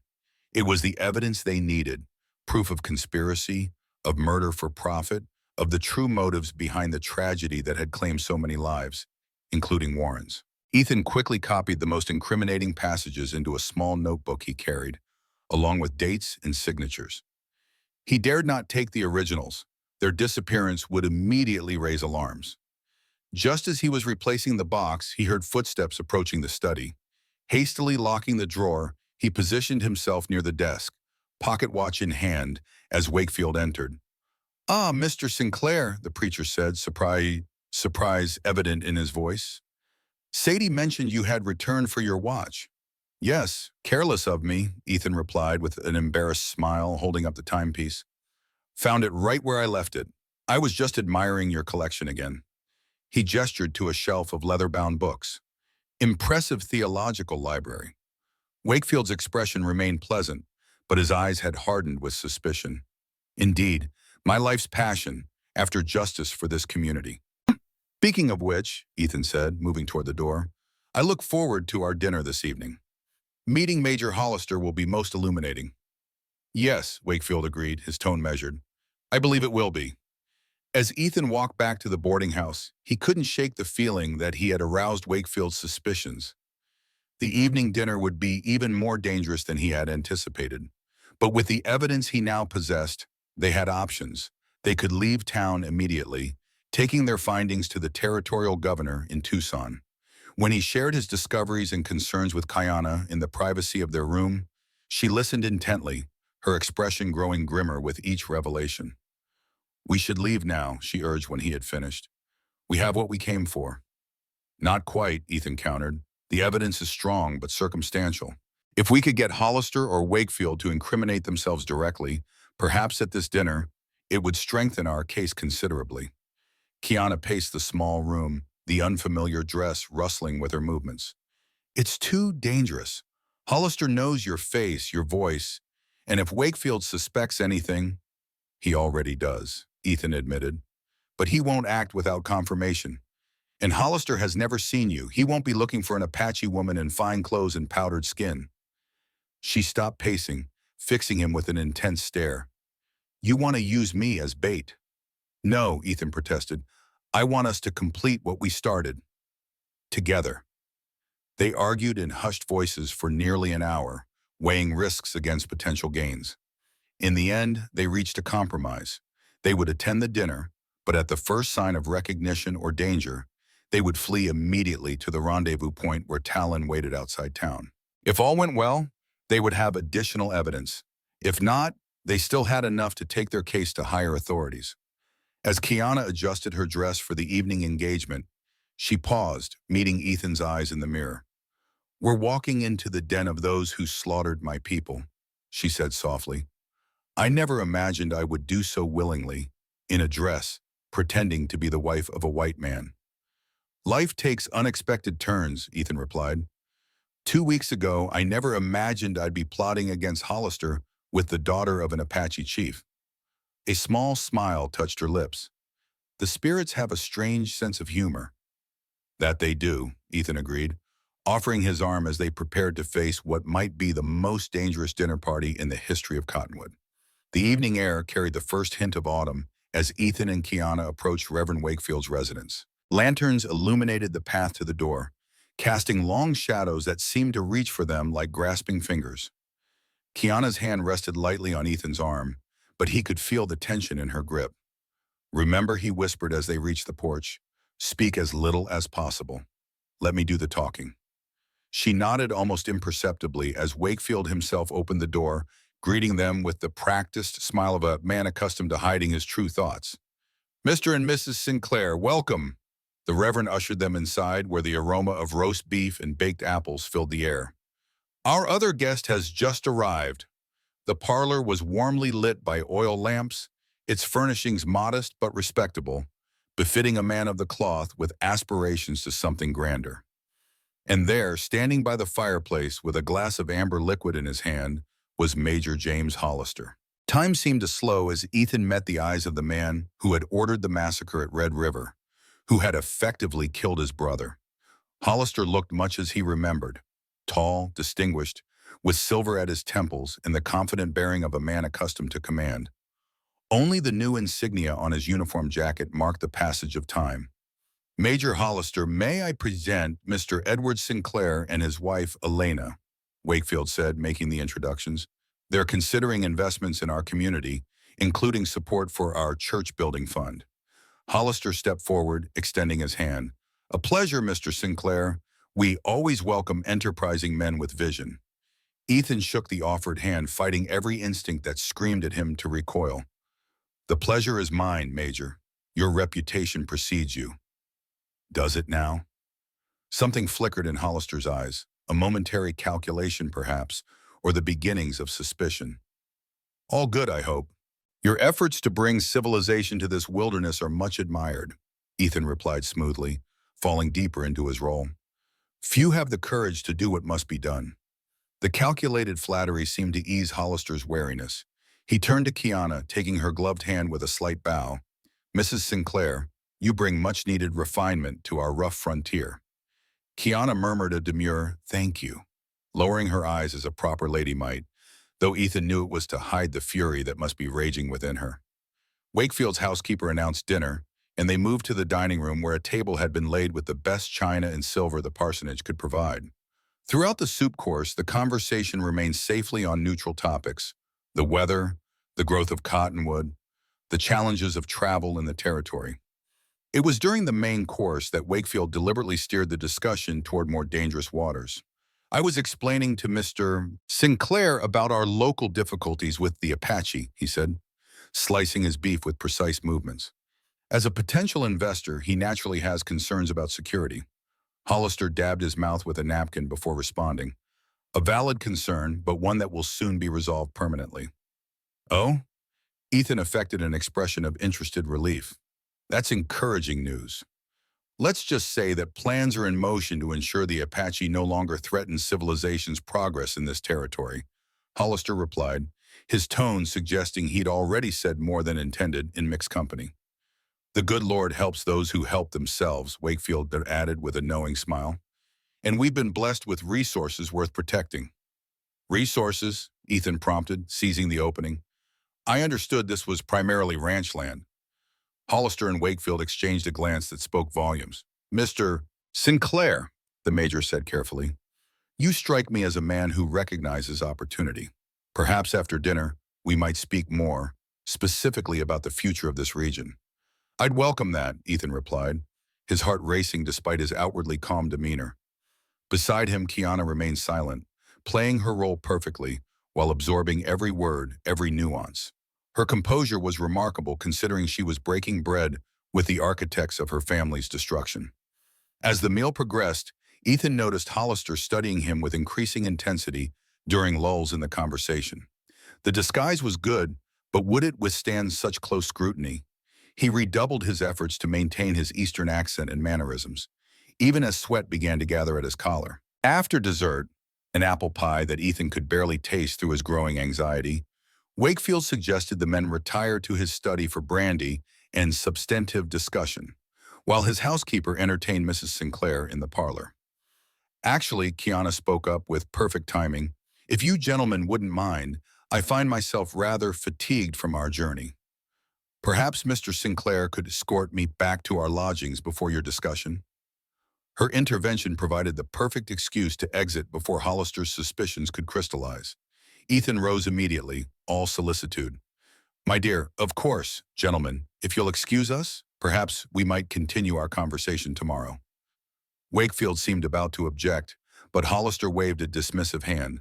Family obligations come first, of course. Tomorrow then, say 10 o'clock at my office. I have some maps and projections that might interest you. Perfect, Ethan agreed, already helping Kiana with her shawl.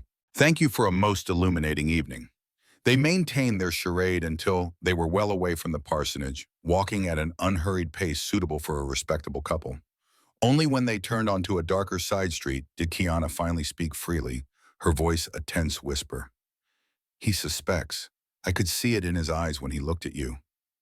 I know, Ethan acknowledged grimly, but he's not certain, or he wouldn't have suggested tomorrow's meeting. We won't be attending that meeting, Kiana stated flatly. We have enough evidence. We need to leave tonight. Ethan hesitated.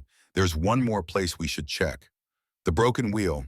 Hollister keeps a private room there for meetings he doesn't want witnessed at the fort. No, Kiana gripped his arm. It's too dangerous. Hollister and Wakefield will go there after we've left, and they'll be discussing their suspicions. Exactly, Ethan said, which makes it our best chance to hear their unguarded conversation, to get the final proof we need. They argued in fierce whispers all the way back to Mrs. Abernathy's boarding house. In their room, Kiana finally threw up her hands in frustration. You are as stubborn as a desert mule, she declared. Why risk everything when we already have what we came for? Because it might not be enough, Ethan insisted. Documents can be denied. Signatures claimed forgeries. But if we hear them discuss Red River directly, planning another massacre. And how do you propose to listen to this conversation? Walk into the saloon and sit at their table? Ethan shook his head. The private room at the Broken Wheel has a peculiarity I discovered years ago. There's a vent that connects to the storeroom next door, allows cigar smoke to escape, but also carries sound. If we can access that storeroom, Kiana studied him, her expression shifting from exasperation to reluctant consideration. You've thought this through. I have, Ethan confirmed. 1 hour, no more. If we hear nothing useful by then, we leave immediately for the rendezvous with Talon. After a long moment, she nodded. 1 hour, but we go as we are, not as the Sinclairs. If we must flee, these clothes will only hinder us. They changed quickly into the practical clothing they had worn on their journey, though Ethan kept his beard shaved to maintain some difference from his wanted poster image. Mrs. Abernathy provided them with a back exit from the boarding house, away from curious eyes. The Broken Wheel Saloon stood at the far end of Cottonwood's main street, its raucous noise and yellow lamplight spilling into the night. Ethan led Kiana down an alley that ran behind the establishments, counting doorways until he reached the saloon's rear entrance. "The storeroom is there," he whispered, indicating a small window at ground level. "Deliveries come through that door, but it will be locked at this hour." Kiana produced a thin knife from her boot. Not for long. Her skill with the makeshift lockpick was impressive. Within moments, the door swung open with barely a creak. They slipped inside, closing it carefully behind them. The storeroom was dark and cramped, filled with barrels of whiskey and crates of supplies. Ethan navigated through the narrow spaces by memory and touch, leading them to the far wall where the vent was located. "Here," he whispered, positioning himself beside a small metal grate near the ceiling. "We can hear but not be seen." They settled in to wait, the sounds of the main saloon muffled but audible through the walls. Piano music, laughter, the clink of glasses. Time stretched interminably, and Ethan began to fear they had missed their opportunity. Perhaps Hollister had chosen not to come tonight, or had selected a different venue. Then, just as he was about to suggest they abandon the plan, voices approached the private room next door. The door opened and closed, followed by the scrape of chairs. "Becoming careless, Daniel." Hollister's voice, unmistakable despite its lowered volume. "These Sinclairs. Something isn't right."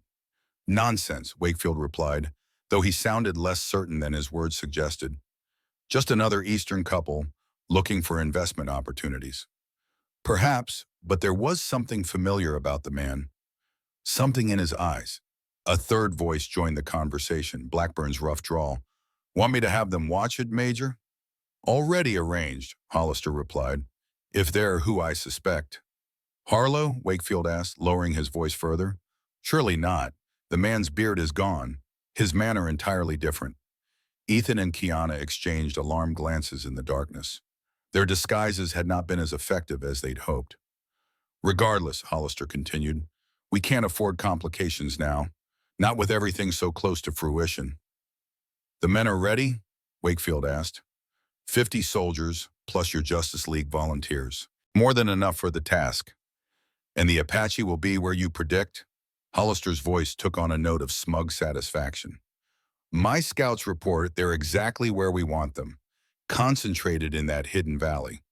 They think they're so clever, but there are always traders willing to sell information for the right price." Ethan felt Kiana stiffen beside him, her breath catching. Someone had betrayed her people's sanctuary. "When do we move?" Blackburn asked, a cruel anticipation in his tone. 3 days from now. Dawn attack, just like at Red River."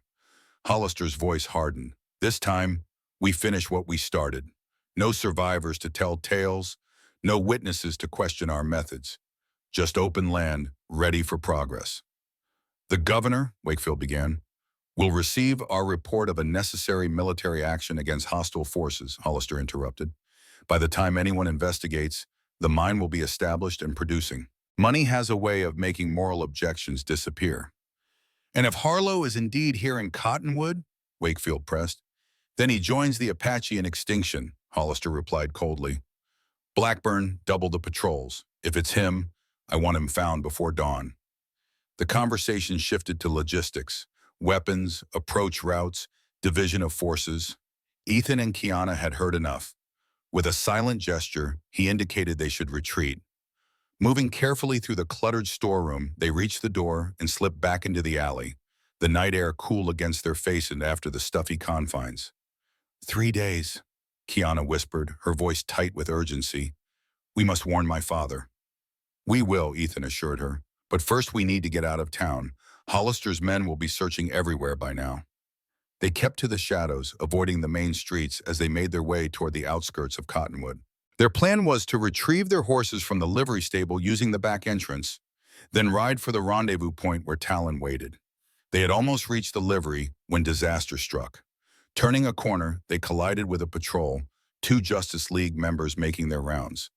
The men reacted with instant suspicion, reaching for their weapons. "Hold there," one commanded. "State your business." Ethan stepped forward, trying to shield Kiana with his body. "Just heading home after a late night, friends," he said, slurring his words slightly as if drunk.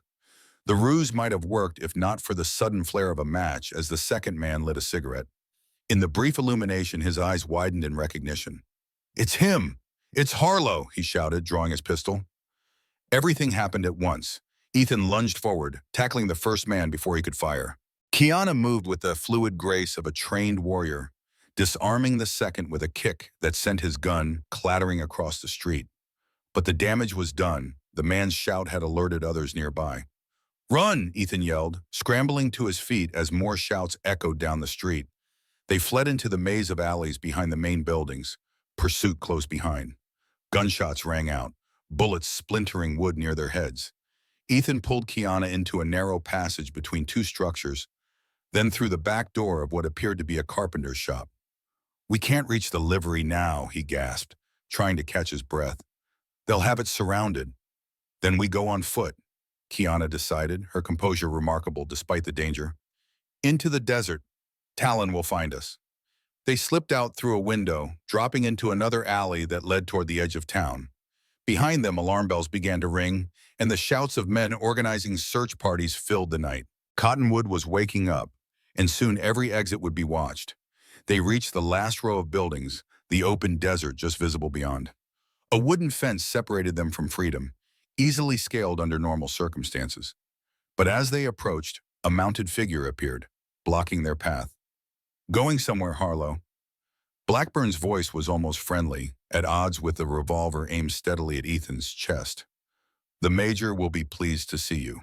Both of you." Ethan's mind raced, calculating options, angles, chances. His own gun was accessible, but Blackburn would fire before he could draw. Kiana stood motionless beside him, but he could sense her coiled readiness. "No sudden moves now," Blackburn warned, seeming to read his thoughts. "I only need one of you alive to talk." The standoff stretched for a heartbeat, then two. Then, with no warning, an arrow hissed through the darkness, striking Blackburn's shoulder with enough force to knock him from his saddle. He fell hard, his gun discharging harmlessly into the ground. "Move!" Kiana grabbed Ethan's arm, pulling him toward the fence. Three Apache warriors materialized from the shadows. Talon and his companions, their faces painted for battle. Talon spoke rapidly to Kiana as they vaulted the fence, indicating they should follow. "He's been watching the town," Kiana translated breathlessly as they ran into the desert night. "Saw the commotion and came to help." Behind them, Cottonwood erupted in chaos. More gunshots, shouts, the thunder of hooves as mounted men gave pursuit. But the Apache led them along invisible paths, through terrain where horses couldn't easily follow. After an hour of hard running, they paused in the shelter of a rock formation, listening to the sounds of pursuit growing more distant. "They're heading in the wrong direction," Talon said with grim satisfaction, speaking in accented English for Ethan's benefit. "But they will circle back by dawn." "We need to reach the valley," Kiana insisted. "Warn our people. Hollister plans to attack in 3 days." Talon's expression darkened. "How do they know of the valley?" "It is sacred, secret." "Someone betrayed its location," Ethan explained. "A traitor, according to Hollister." Talon spat a curse. "Gray Fox. He came 2 moons ago, bringing metal pots, taking away furs. Too friendly, asked too many questions." "It doesn't matter now," Kiana interjected. "What matters is warning our father, preparing defenses." Talon nodded, then turned to Ethan with narrowed eyes. "You have proof of Hollister's crimes?" "Yes," Ethan confirmed, patting his vest pocket where he kept the notebook with his copied evidence. "Enough to convince the territorial governor, if we can reach him." "Split up," Talon decided after a moment's consideration. "You," he pointed to Ethan, "take the evidence to your authorities. Kiana and I will warn our people." It was the logical solution, but Ethan felt an unexpected reluctance at the thought of separating from Kiana. Their journey together had forged a bond he hadn't anticipated, a partnership based on mutual respect and shared purpose that had somehow grown into something more complex. Kiana seemed to share his hesitation. "The valley is closer," she argued. "We should both go there first." then decide our next move. No time, Talon insisted. Hollister will send men in all directions at first light. We must be far from here by then, on separate paths to confuse them. He was right, and they all knew it. Ethan nodded reluctantly. I'll head south toward Tucson. The governor has an office there. If I ride hard, I can make it in 2 days.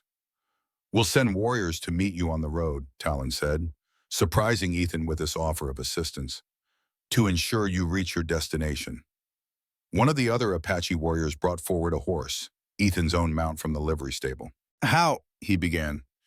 We watched the town for days, Talon explained with a hint of pride. Knew where they kept the horses. Took this one when the shooting started, knowing you would need it. The practicality and foresight impressed Ethan. He had underestimated Talon's tactical thinking. As they prepared to part ways, Kiana moved to Ethan's side. In the starlight, her face was composed, but her eyes held an intensity that caught his breath. Be careful, she said softly. Hollister will have men watching all roads. I'll reach the governor, he promised. What we heard tonight won't happen. Not again. She hesitated, then reached up to touch his face briefly. When this is over, there are things we should discuss. The simple gesture and unfinished thought contained worlds of meaning. Ethan covered her hand with his own for a moment. Yes, when this is over. Talon called to her impatiently in Apache, and the moment broke. With a final nod to Ethan, Kiana turned away, disappearing into the darkness with her kinsman. Ethan watched until he could no longer distinguish their forms from the desert shadows, then mounted his horse and turned south, toward Tucson in the hope of justice. Behind him, the first hint of dawn lightened the eastern sky, revealing a landscape both harsh and beautiful in its stark simplicity. Somewhere in that vastness, Kiana was racing to save her people, while he carried the evidence that might prevent another massacre. Their paths diverged now, but something told him they would cross again. Whether in victory or tragedy remained to be seen.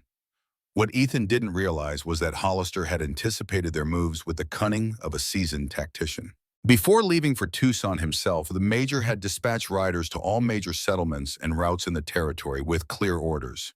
Watch for Ethan Harlow and the Apache woman, especially on roads leading to any government officials. Hollister knew that evidence against him would only be valuable in the hands of someone with authority, the territorial governor being the obvious choice.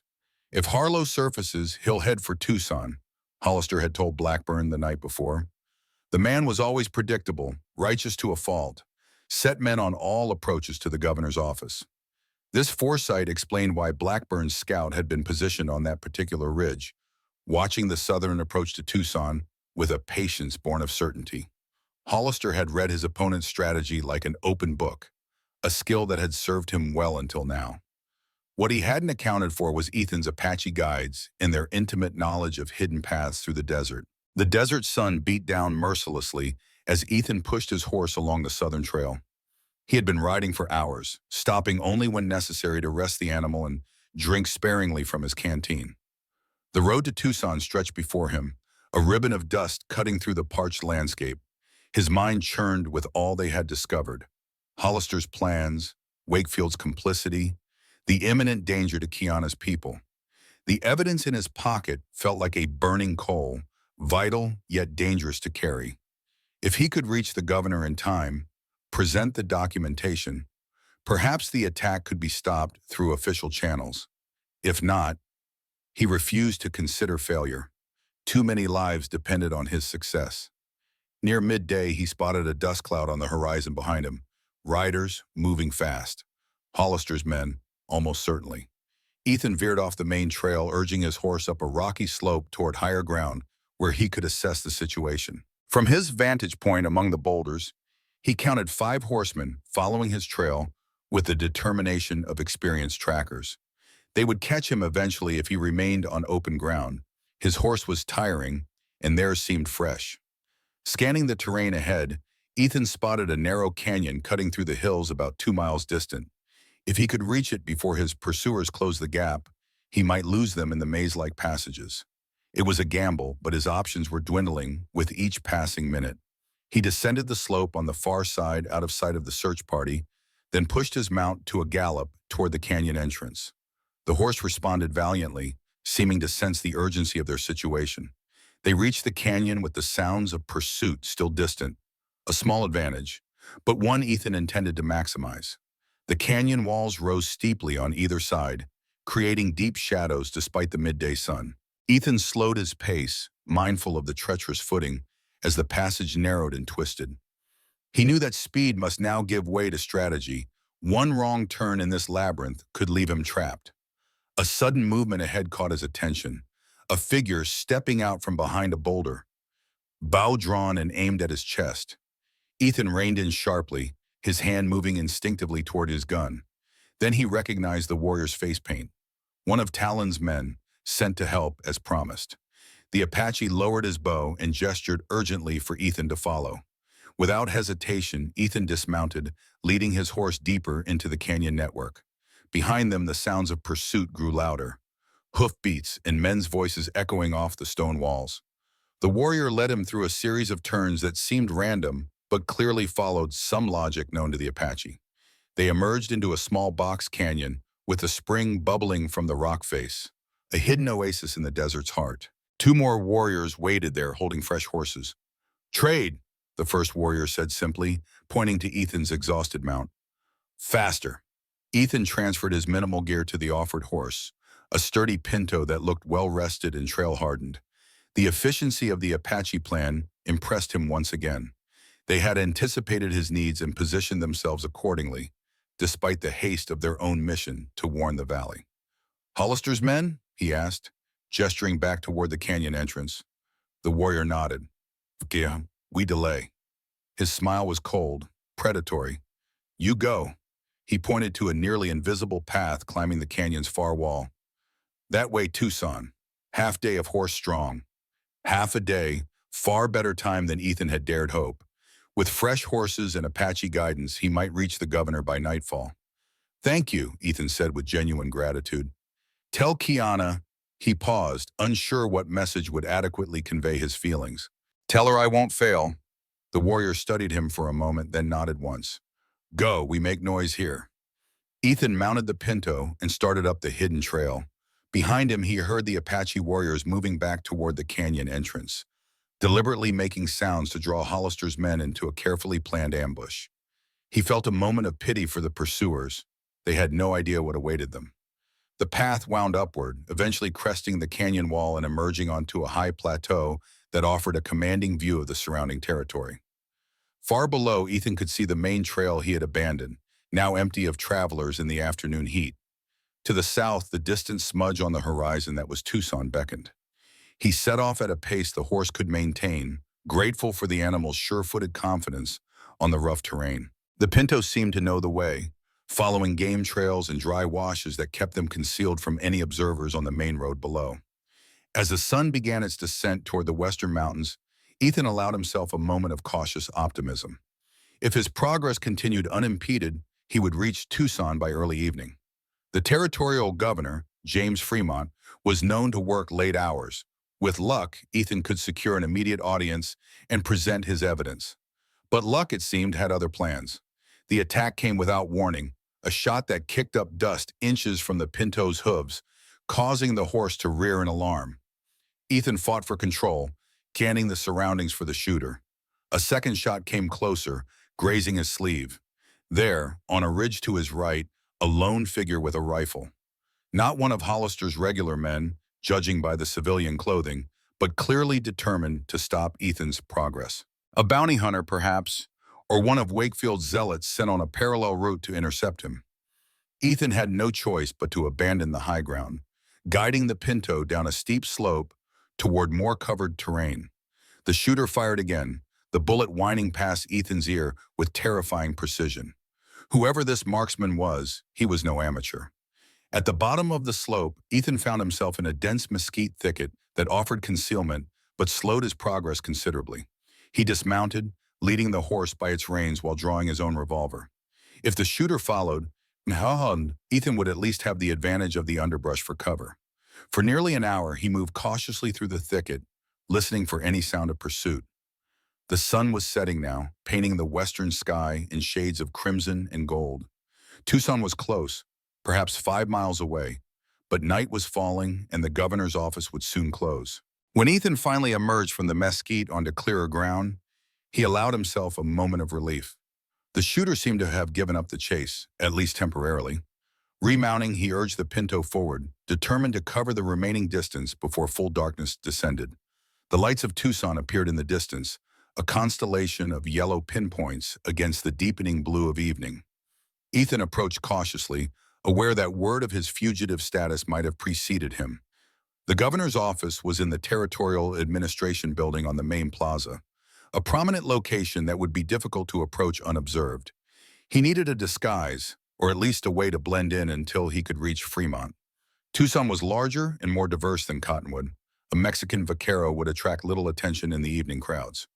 On the outskirts of town, Ethan spotted what he needed, a small farmhouse with laundry still hanging on a line outside. He approached cautiously, relieved to find no one in the yard.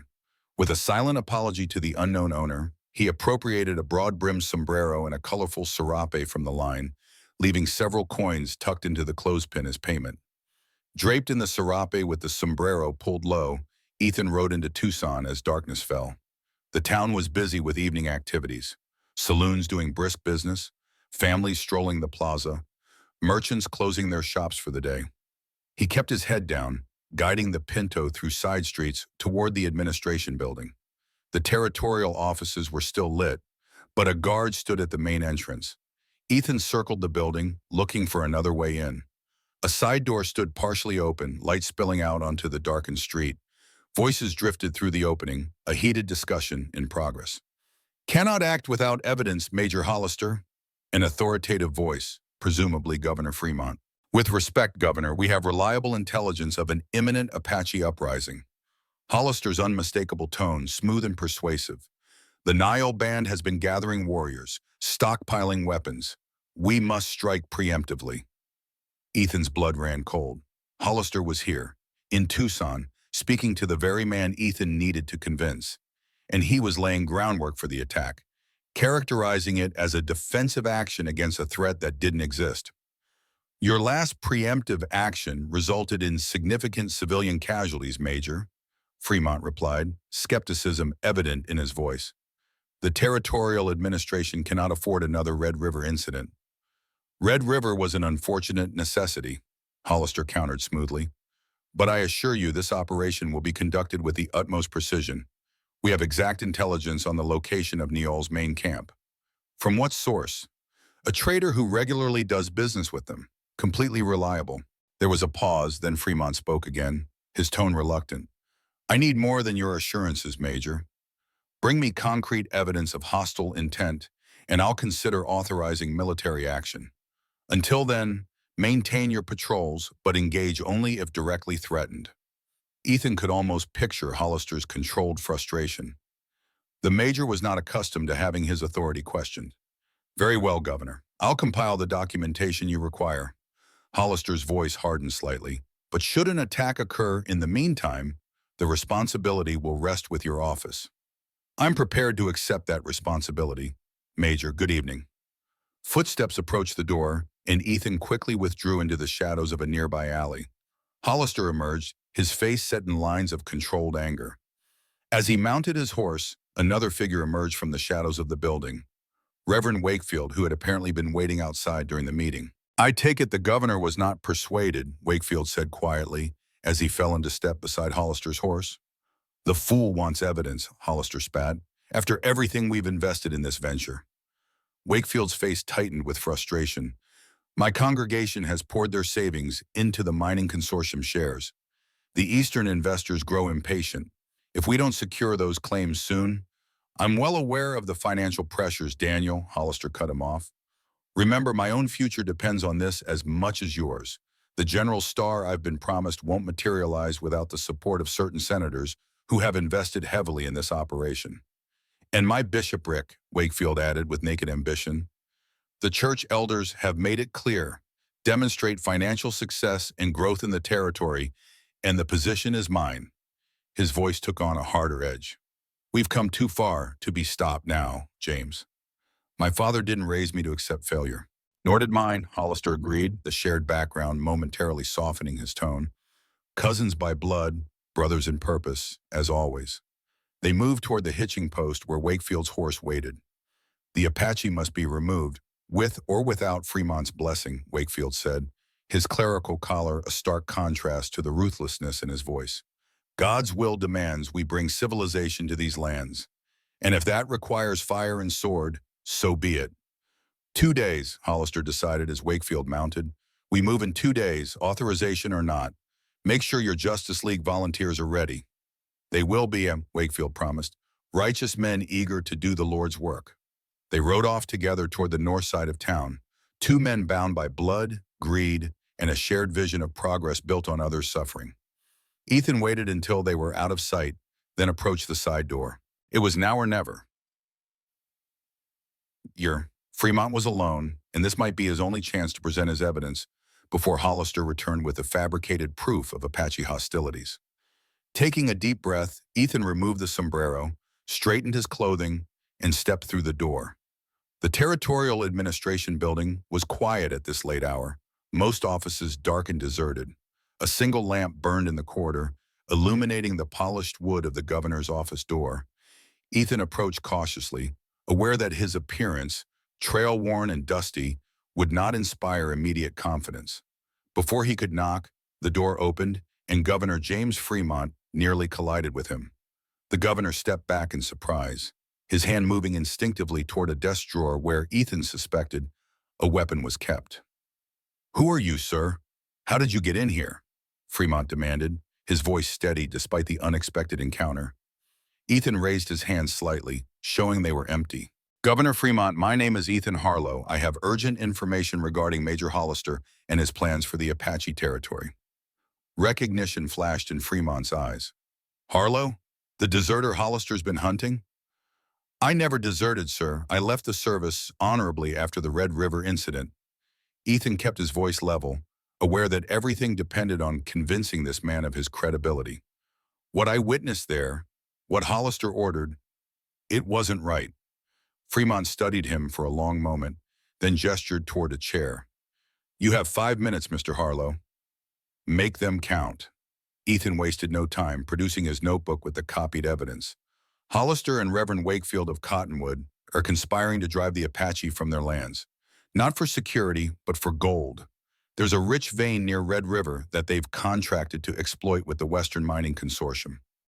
He handed over the notebook, watching as Fremont's expression shifted from skepticism to concern as he read the detailed notes. "This is troubling," the governor admitted, "but copies of documents aren't conclusive proof. Hollister could claim you fabricated these notes." "The originals are in Wakefield's study in Cottonwood," Ethan explained. "But there's more. I overheard Hollister and Wakefield planning an attack on the Nile Band, not because of any uprising, but to eliminate witnesses and clear the land for mining operations. They intend to move in 3 days. Fremont's frown deepened. Hollister was just here requesting authorization for precisely such an action, claiming intelligence of hostile intent. "It's a lie," Ethan said firmly. "I've been to the Apache camp. They're peaceful, just trying to survive on what little land they have left. The only weapons they're stockpiling are for hunting and self-defense." "You've been to their camp?" Fremont's eyebrows rose. "How did you manage that?" Ethan hesitated, weighing how much to reveal. "I have connections, people who trust me to speak the truth about what happened at Red River." The governor set the notebook down, leaning back in his chair with a troubled expression. "Red River has been a shadow over this territory for 2 years, Mr. Harlow. The official report cited Apache aggression, but there were always rumors." "It was a massacre, sir," Ethan said quietly. "Hollister ordered us to burn the village, leave no witnesses.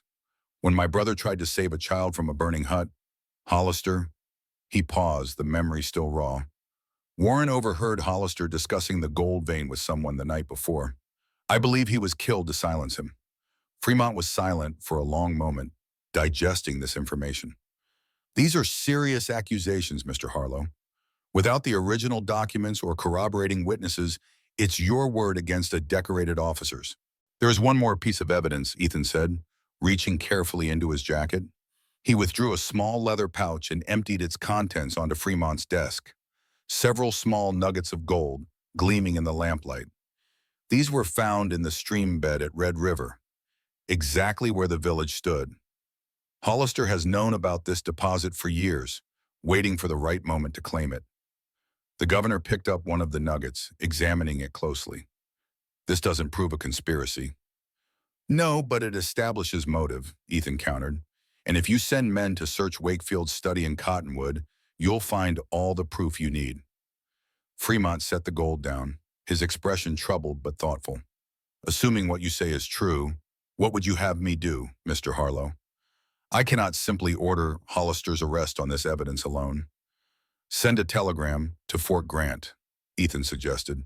Order Hollister to stand down any operations against the Apache until a full investigation can be conducted. That will buy time to gather more evidence, protect innocent lives. And if Hollister ignores such an order, if he proceeds with his attack regardless, the question hung in the air between them, its implications clear. Hollister had the men, weapons, and local support to act independently if he chose. A telegram might slow him, but wouldn't stop a determined man with blood on his mind. Then I'll need to warn the Apache directly, Ethan said, the path forward suddenly clear to him. Give them time to evacuate the valley. Find safer ground. Fremont studied him intently. You care about these people. Why? Because they are human beings deserving of justice, Ethan replied simply. And because I've seen what happens when men like Hollister are allowed to act without consequence. A long silence followed, during which Fremont seemed to be weighing not just Ethan's words, but the man himself. Finally, the governor nodded, coming to a decision. I'll send the telegram tonight, ordering Hollister to postpone any military action pending my personal review, he said, rising from his chair. I'll also dispatch investigators to Cottonwood first thing tomorrow. But understand this, Mr. Harlow. If your accusations prove false, you'll face serious charges yourself. They aren't false, Ethan assured him, and I'm willing to stand trial for my part in Red River when this is over. But first, innocent lives must be protected. Fremont nodded, his expression grave. Go warn your Apache friends. I'll do what I can from here. As Ethan turned to leave, the governor added, Be careful, Harlow. Hollister won't give up his plans easily. Men like that, when cornered, become even more dangerous. I know, Ethan acknowledged. Thank you for listening, sir. Outside the administration building, Ethan retrieved his horse from where he'd left it in a side alley. Night had fully descended on Tucson, the streets quieter now as businesses closed and citizens retired to their homes. He had accomplished his primary mission, alerting the authorities to Hollister's true intentions. But he knew Fremont was right about the danger. A telegram might delay Hollister temporarily, but a man willing to order one massacre would not hesitate to defy orders and commit another. He needed to return to the Apache Valley immediately to ensure they were prepared regardless of what happened with the official investigation. The journey would be dangerous. Hollister's men would be watching all approaches, but there was no alternative. Kiana and her people needed to know that help might come too late. As Ethan rode north out of Tucson, the stars emerged in full brilliance above the desert, the same stars he had contemplated with Kiana what felt like a lifetime ago. Somewhere ahead, she was preparing her people for what might come. He hoped they would have time enough to escape the approaching storm. The Pinto moved steadily through the night, its stamina remarkable after the day's exertions. Ethan kept to the shadows where possible, avoiding the main trail in favor of less traveled paths through the desert. If Hollister had men watching the roads, which seemed likely, his best chance was to approach the Apache territory from an unexpected direction. He rode through the night, stopping only briefly to rest the horse and himself. As dawn lightened the eastern horizon, Ethan found himself in familiar territory, the same broken landscape where he had separated from Kiana and Talon just a day earlier. From here, he knew the way to the Hidden Valley entrance, though approaching without an Apache guide would be challenging. The sun had fully risen when Ethan detected movement on a distant ridge. Riders moving with purpose toward the north. Through his field glass, he counted at least 20 men, heavily armed, with Hollister at their head. Despite the governor's telegram, the attack was proceeding. Ethan spurred his horse forward, taking a parallel route that might allow him to reach the valley before Hollister's force. It would be close. The major had a head start and more direct path. Everything now depended on speed and knowledge of the terrain. As he rode, a plan formed in Ethan's mind. If he could reach the narrow canyon that served as the main entrance to the valley before Hollister, he might be able to delay the attack long enough for the Apache to evacuate the most vulnerable members of their community. It wasn't a perfect solution, but it might save lives. The Pinto seemed to sense the urgency, maintaining a steady gallop despite the rough terrain. Ethan pushed the animal to its limits, grateful for its endurance and sure-footedness. They crested a ridge overlooking the approach to the hidden valley, and Ethan's heart sank at what he saw.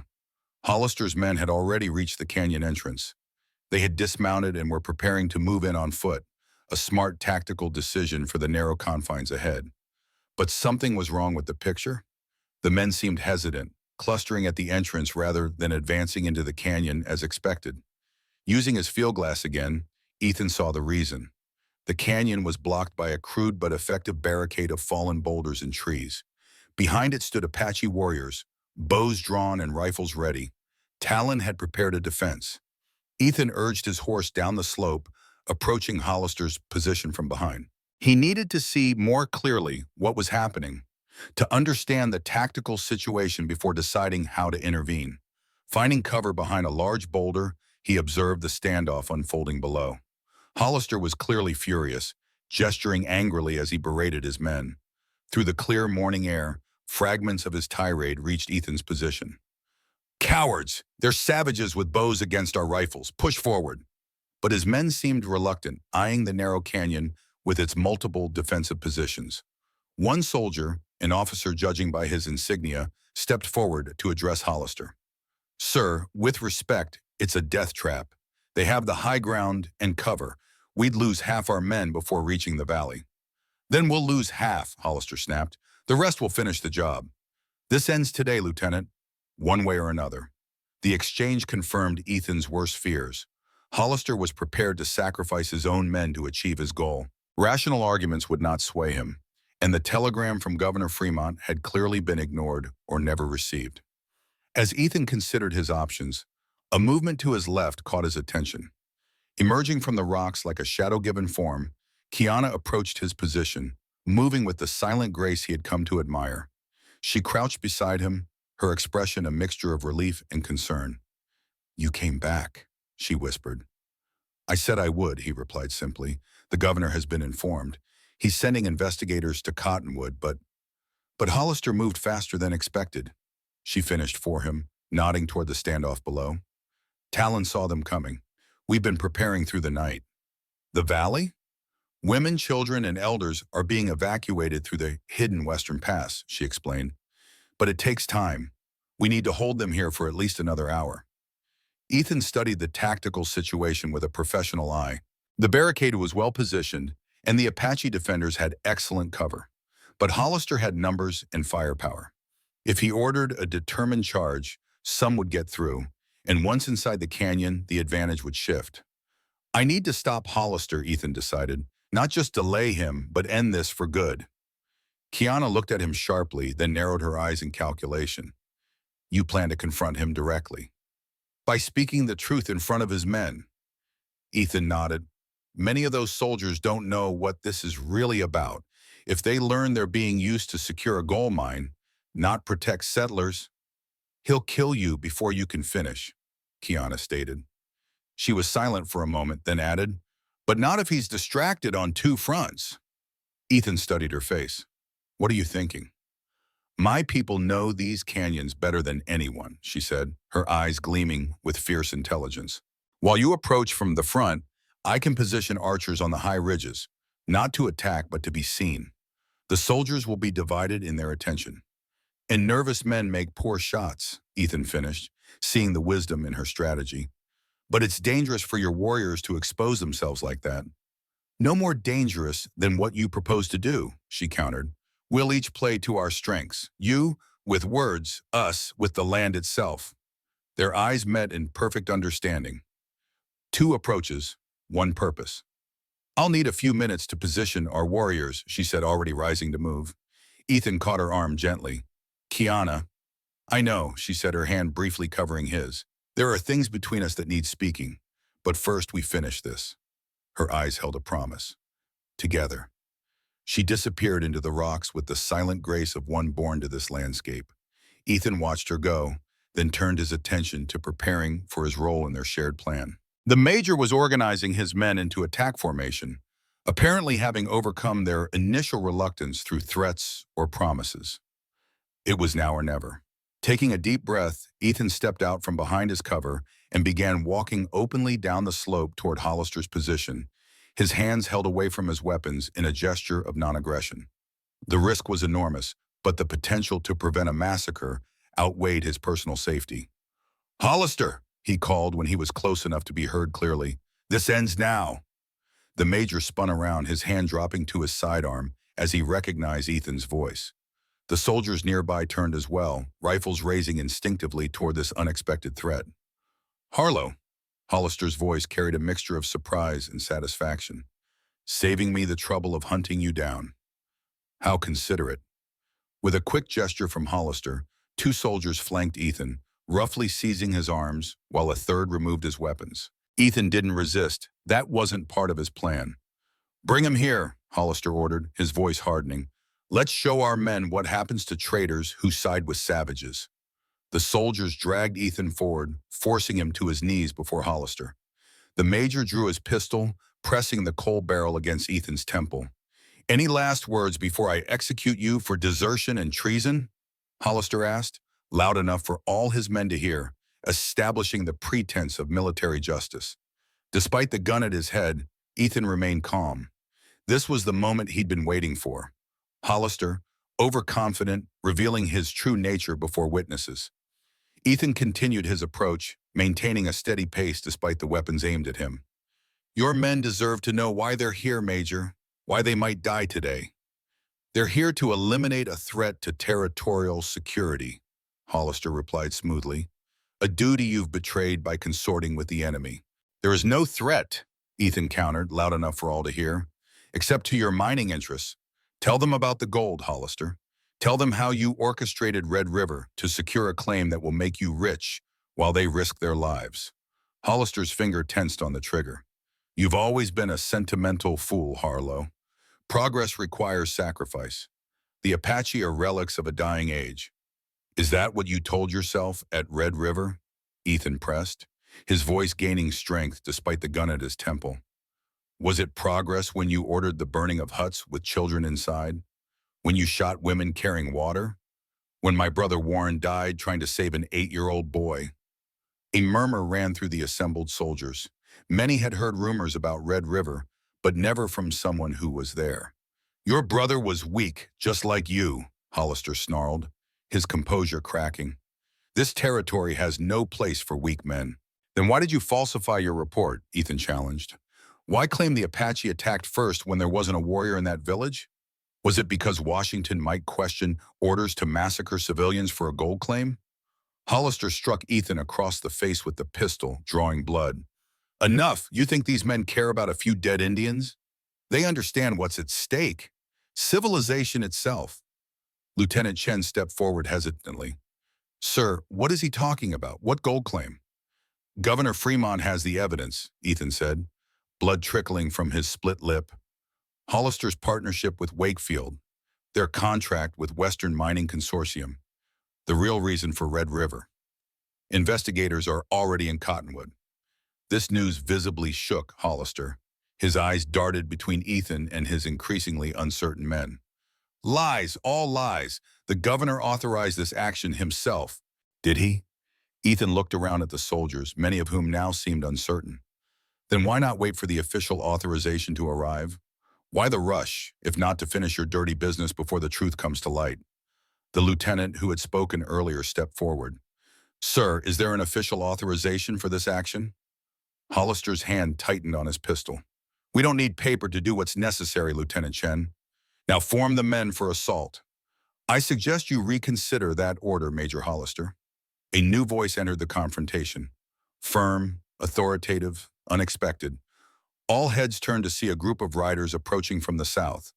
A military detachment led by a stern-faced colonel whose insignia identified him as Hollister's superior officer. Behind him rode Governor Fremont himself, accompanied by several territorial marshals. "Colonel Davis," Hollister acknowledged, his voice tight with suppressed rage. This is an unexpected pleasure. Stand down your men, Major, Davis ordered, dismounting with the fluid grace of a career cavalry officer. By order of Governor Fremont, all military actions against the Apache are suspended pending investigation. With respect, sir, we have intelligence of imminent threat. Save it, Hollister, Fremont interrupted, approaching with a document in hand. This telegram from Washington arrived this morning. President Grant himself has ordered a full inquiry into the Red River incident and your subsequent activities in Apache territory. The soldiers began lowering their weapons, relief evident on many faces.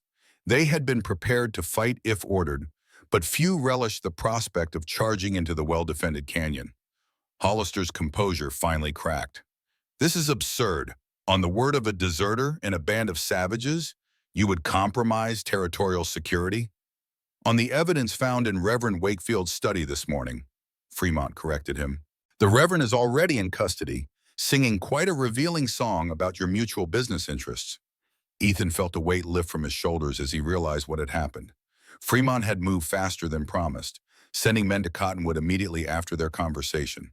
The original documents had been found, and Wakefield had apparently chosen self-preservation over loyalty to Hollister. Major James Hollister, Colonel Davis said formally, you are relieved of command, effective immediately.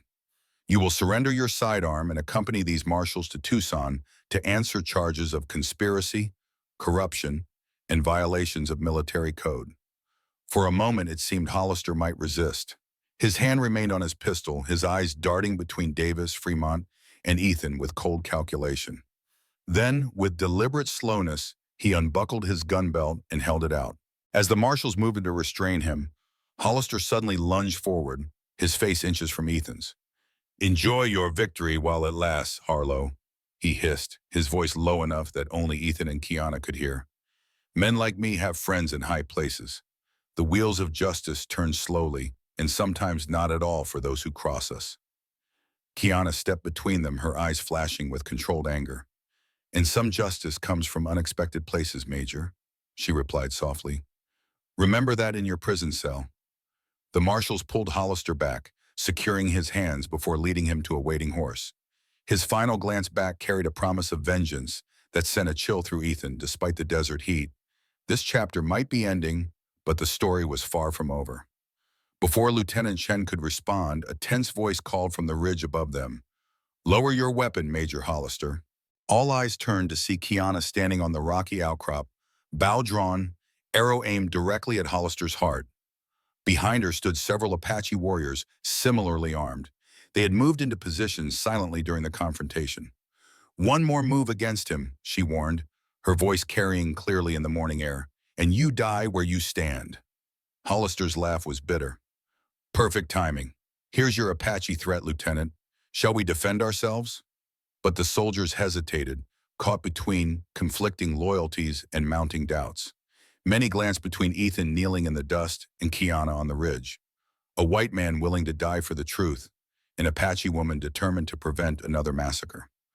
They aren't threatening anyone, Ethan said, meeting Kiana's eyes briefly before turning to the soldiers.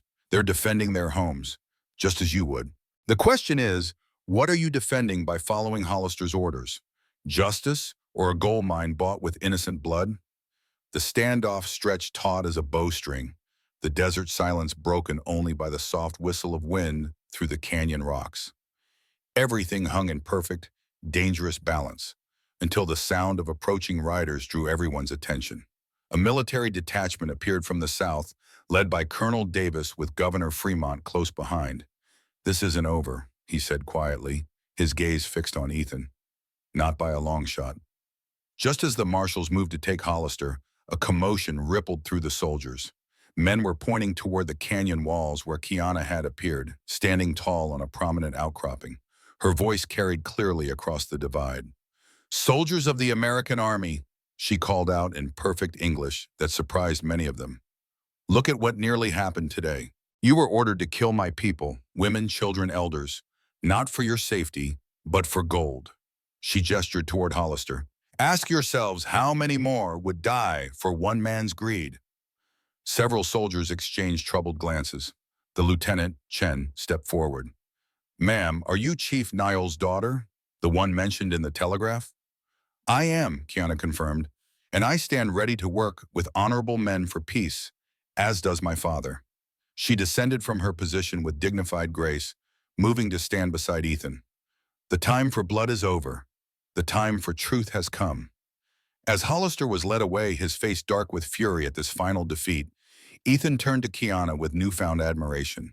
Where he had used evidence to convince authorities, she had spoken directly to the hearts of the men who would have been unwitting instruments of massacre.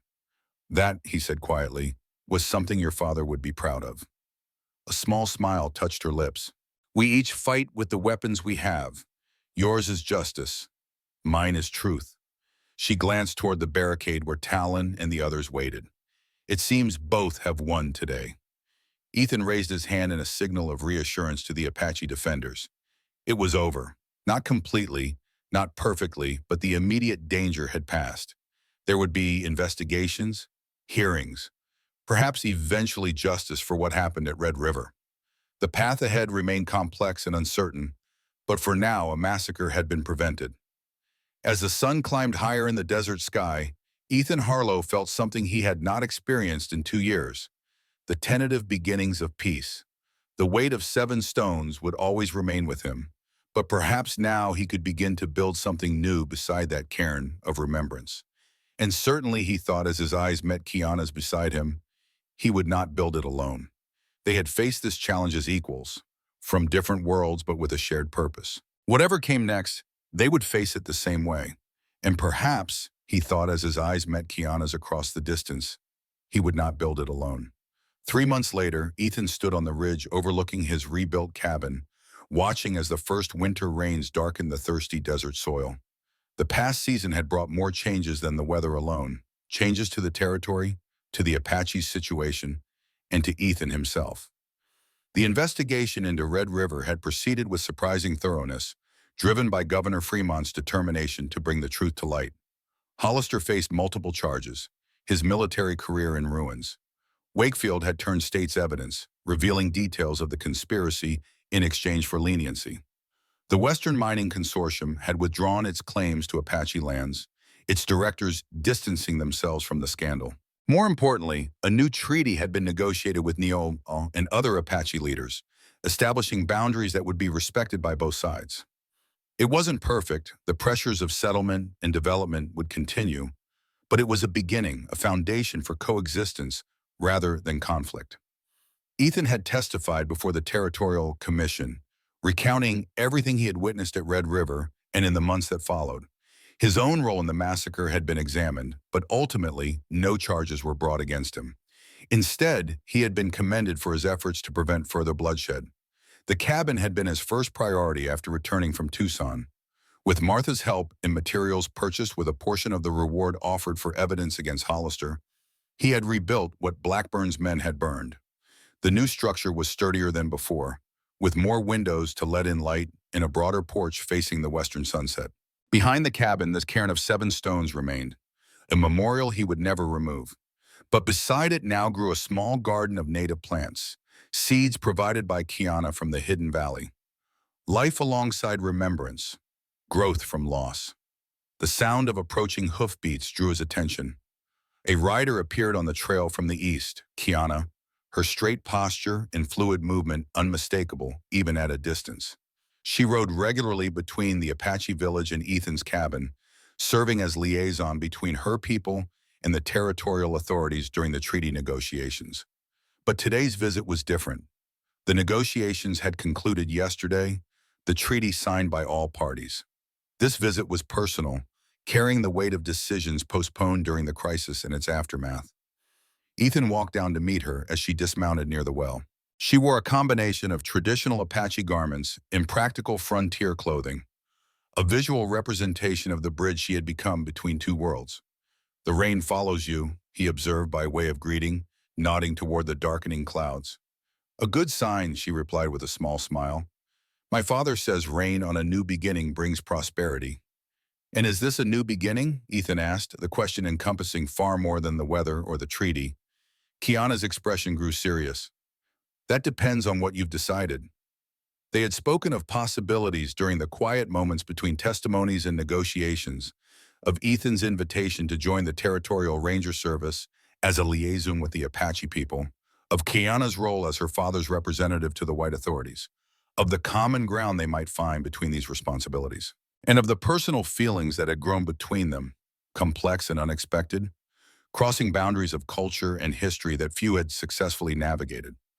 "I've accepted the ranger position," Ethan said, "starting next month, based here, with responsibility for the Eastern Territories, including your people's lands."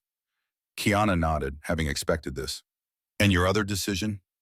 Ethan gestured toward the cabin. "I've made changes, added a second room, expanded the porch, space enough for two lives intersecting, if that's still what you want." Her eyes held his, searching for certainty. "It won't be easy. There will be those on both sides who disapprove." "Nothing worthwhile is easy," Ethan replied simply. "But if we've learned anything from all this, it's that bridges must be built by those willing to stand with one foot in each world." A drop of rain landed on Kiana's cheek, then another. The promised storm was arriving, bringing life to the parched earth. She reached out, taking Ethan's hand in a gesture that symbolized the choice they were both making. "Then let us build," she said softly. As they walked toward the cabin, the desert around them seemed to hold its breath in anticipation. In a few weeks, if the rains continued, wildflowers would emerge from the seemingly lifeless soil, a brief, brilliant display of color and resilience in the harshest of environments. Like those flowers, what grew between Ethan Harlow and Kiana, daughter of Chief Warrior Neol, might be rare and challenging. But in its very unlikeliness lay its beauty and strength, a testament to the possibility that even in places scarred by fire, new life could take root and flourish. Behind them, rain began to fall in earnest upon the seven stones and the young plants growing alongside them, honoring the past while nurturing the future in the sacred fire of the desert.